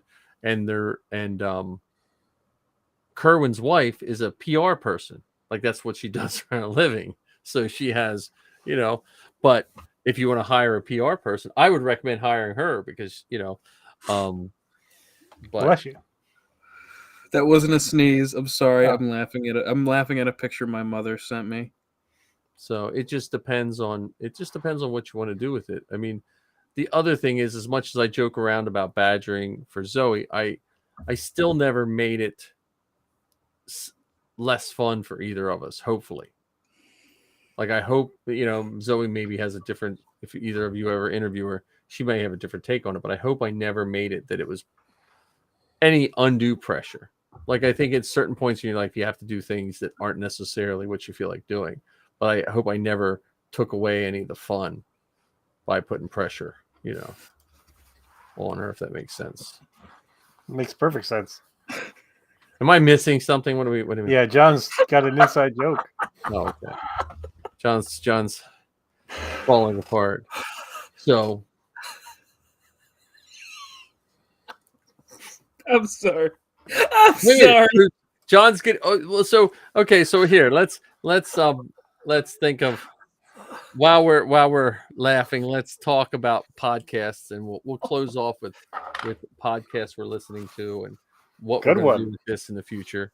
So those that are listening, there's 3 watching. We're really going to try to tighten this up. Like we've gone almost 2 hours tonight, which is still pretty short for us.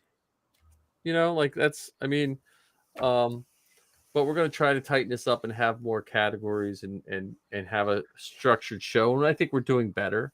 Do you think, Ken? Better. I mean, the bar was pretty low. Yeah, I mean, I think we're definitely doing a much better job of not stretching it out. To your point, stretching it out for the 3 and 4 hours that we used to do it. At least on air. Yeah. That's the key word there. So, like listening to podcast wise, I still highly recommend both of you guys' podcasts. The Beskar Bucket, Forces Behind Star Wars, The Rambling Star Wars Fan. I highly recommend those.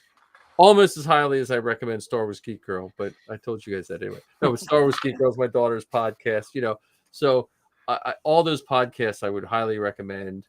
And the Dad Batch is probably becoming one of my favorite new podcasts. And I think theirs is comforting in the sense of their structure, which makes me want ours to become more structured. Does that make sense, Ken? Yeah, it's almost like a comfort level of like it's like when I'm driving, I know if I'm late for work on basically which segment they're on. If I start it when I'm going to work. And we could have that. I think it takes a little bit of organization that we haven't done yet. Right. I mean, right. we've danced around it a little bit. We're getting better. Like a chicken strip, but yeah. God damn. But I think honestly, I hope anyone. There's 4 people watching this, so I'm excited about. I hope whatever Star Wars podcast you listen to, that you go into especially iTunes, but even not in iTunes, but please rate it, like give it a 5-star, and give it some feedback, because that helps the podcasters more than anything. Like that's what's put you on the map. And not that we do it to be put on the map. I mean, I just pretend more listening than are. But speaking of which, the episode that I'm doing for the podcast day on February 7th is going to be a list of my 40 favorite things from Return of the Jedi. Nice. So 40. Celebrate the 40th anniversary of that incredible movie. So if you guys want to have one of your favorite things shared on my episode, make sure you let me know what it is, and I'll read it out loud over my show during my show. Now, is your picture for the show going to be you 40 years ago? Maybe. I don't know if I have a picture of me 6 years old, but we'll see. I have a picture of a birthday cake from 1983. Okay. Yeah, the days back then when like 12 photos lasted all year. Like we gotta get, it's December. Take the film into the little photo mat in the parking lot. Hopefully they all came out. Hopefully your first day at school came out 6 months ago when we take the picture. I can't even count the number of times I heard that. Oh, we wasted the picture. You wasted a picture on that one. My first movie I made it, the first couple minutes I left the lens cap on, so I know exactly. Oops. On the 8mm. On my Pennsylvania Greg Indiana Jones spoof movie. We should have a viewing of that someday. Do you still have it? Yes, I have it. It's on Super 8. I think I might have it transferred onto digital somewhere. I just have to look for it. Oh, that's cool. I'm not in it. I just directed it. We just threw a dummy off a cliff. He slipped on a banana peel and fell off the cliff. Because Super 8mm, you got 5 minutes of film for 1983, 1984. It was $10 in that money for one cartridge of film. Yikes. And then it was another $15 to get it developed. So wow, the pre-VHS days, and it was no sound. So you had to Foley it on a cassette tape. Insert your own Wilhelm scream. Yeah. So, but yeah, the first out of my 5-minute movie, the first I think a minute is with the lens cap on, because the lens cap didn't cover the viewer. And I was all happy they saved all this money. We went up to a quarry to film a movie, had this scene. And then we get done. He's like, "Hey, I think your lens cap's on." I'm like, "Ah." So. For those of you that are wondering, $35 in 1983 is worth $104 in today's money. There you go. So, and but yeah, that's. I mean, I'll have to think of something. I'm trying to think of what hooked me to Jedi. And I know what it is. I know my favorite part of that is the biker scouts. Like that, just that race through the woods, Yeah, I'll have to go back and skim through it because I mean, I love Jedi so much. It's going to be hard to pick out something in particular. Well, I was if you want to share a couple, you can. I was just so angry at the first part of the movie until Han was free. I was still holding a grudge for Lando as a little kid me. Like seriously, I wouldn't play with Lando toys or anything. Because he took his stuff. He took his dog and his car and his clothes. His clothes. Yeah, that was before you knew that Han took that from Lando. Yeah. Yeah, the Falcon. I often wonder with the Falcon if it ever got cleaned out. Because like Han was pulling all that stuff for Finn, he's giving him blasters and stuff. In the crevices there was like old McDonald's wrappers. Because I don't think Han really took care. Like, there was some Ronto wraps stuck between the seat cushions and stuff. Mike, it's funny you say you wouldn't play with the Lando toys. That seems to be a trend continuing in today. If you go into any Star Wars aisle, it's all Lando. Yeah. See, I like Lando. Lando's one of my favorite characters now, especially with the new Han Solo movie. But as a kid, I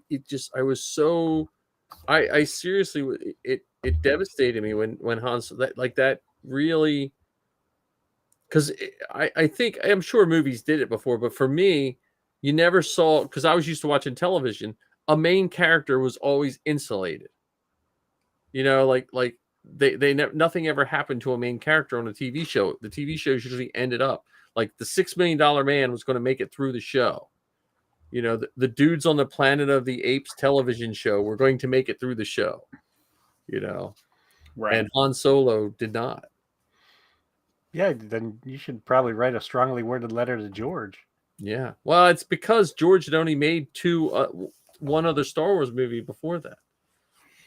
I wouldn't you like to apply the same logic to the haters? Like if we knew all the information about New Hope being filmed, which Ken, I know you know, if you would put that in the timeline of what we have today, like picture that, like this is 2023, a picture if this is 1973 and you start hearing these rumors of George Lucas. If this had the same internet, you would start hearing rumors of George Lucas. Oh goodness, yeah. And there would be so much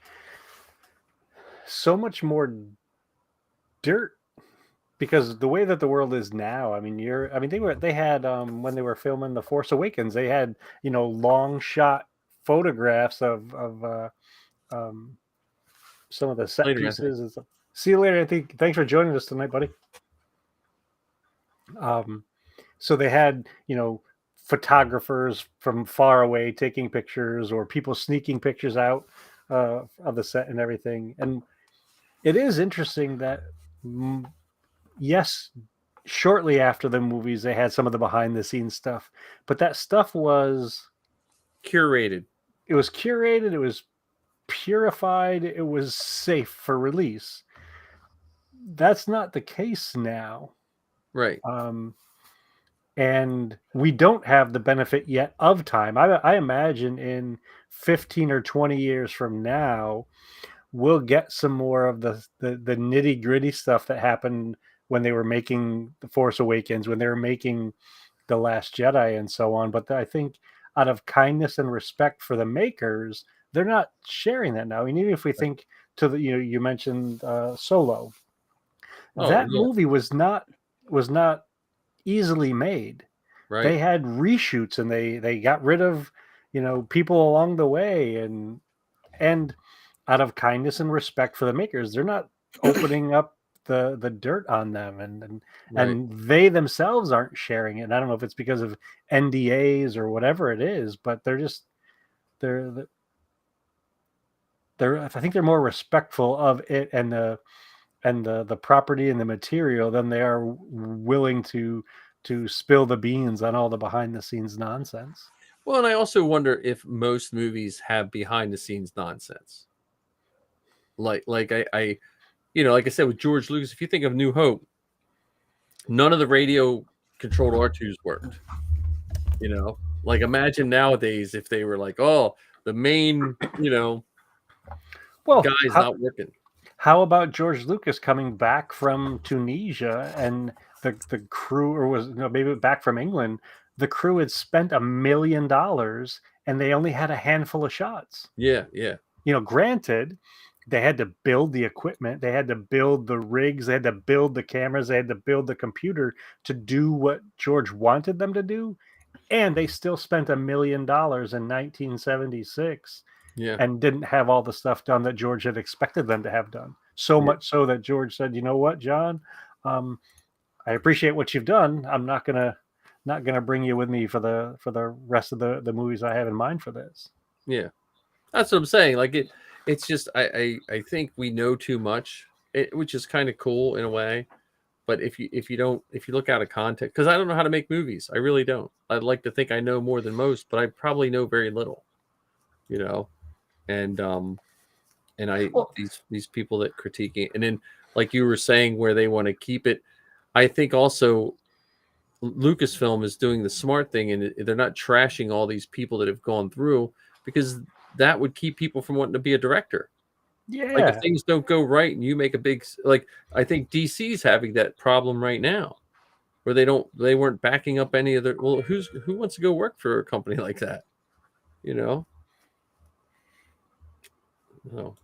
And I mean, do those things the steps necessary to make the movie? Do those things add to the enjoyment of the movie? Do they take away from the enjoyment of the movie, or can we just allow both things to be separate? You've got the movie, and then you have the makings of it, the behind the scenes stuff, and still appreciate both of them for what they are. Right.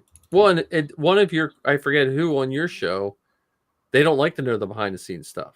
Yeah, Steve, he likes the movie. He doesn't necessarily need to know that, this scene took 4 hours to make and they needed to do it over the course of 3 days with Star Wars, I like to know the behind the scenes, but I'm that way with Marvel. Like I don't care. Like I just want to see the Marvel movie.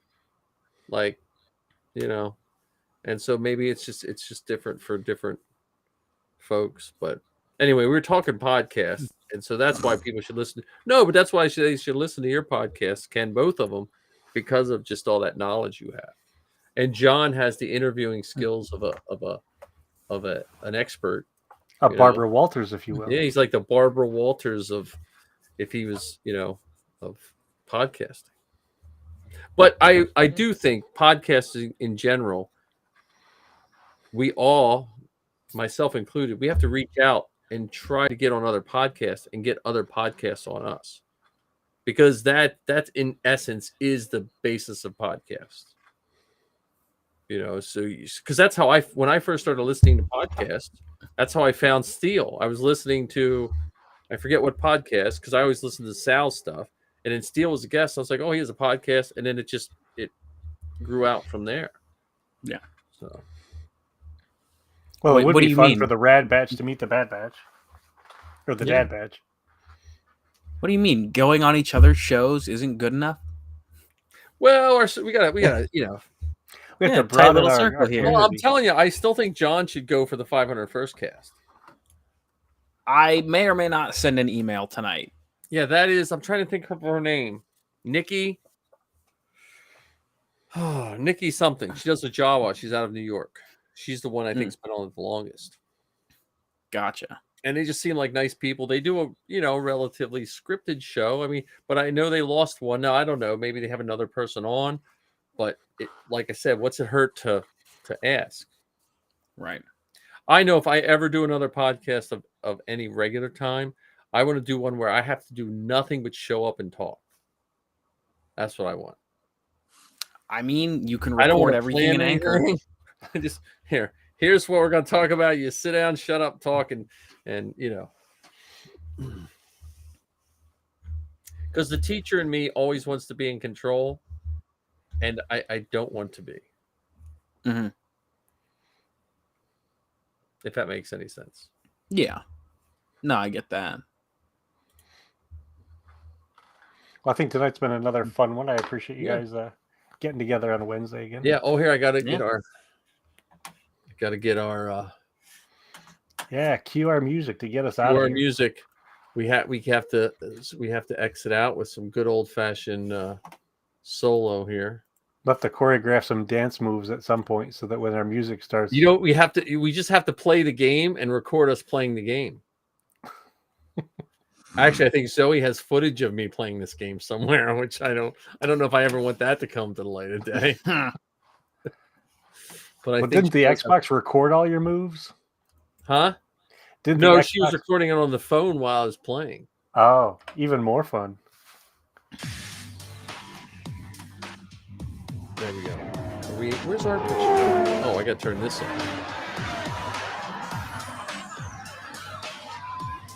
There we are. Well, you look the part, but let's see some of your moves. So thank you for that one person that's still listening. And we never heard from Ark tonight. No, we didn't hear from. There's a couple of people we didn't hear from.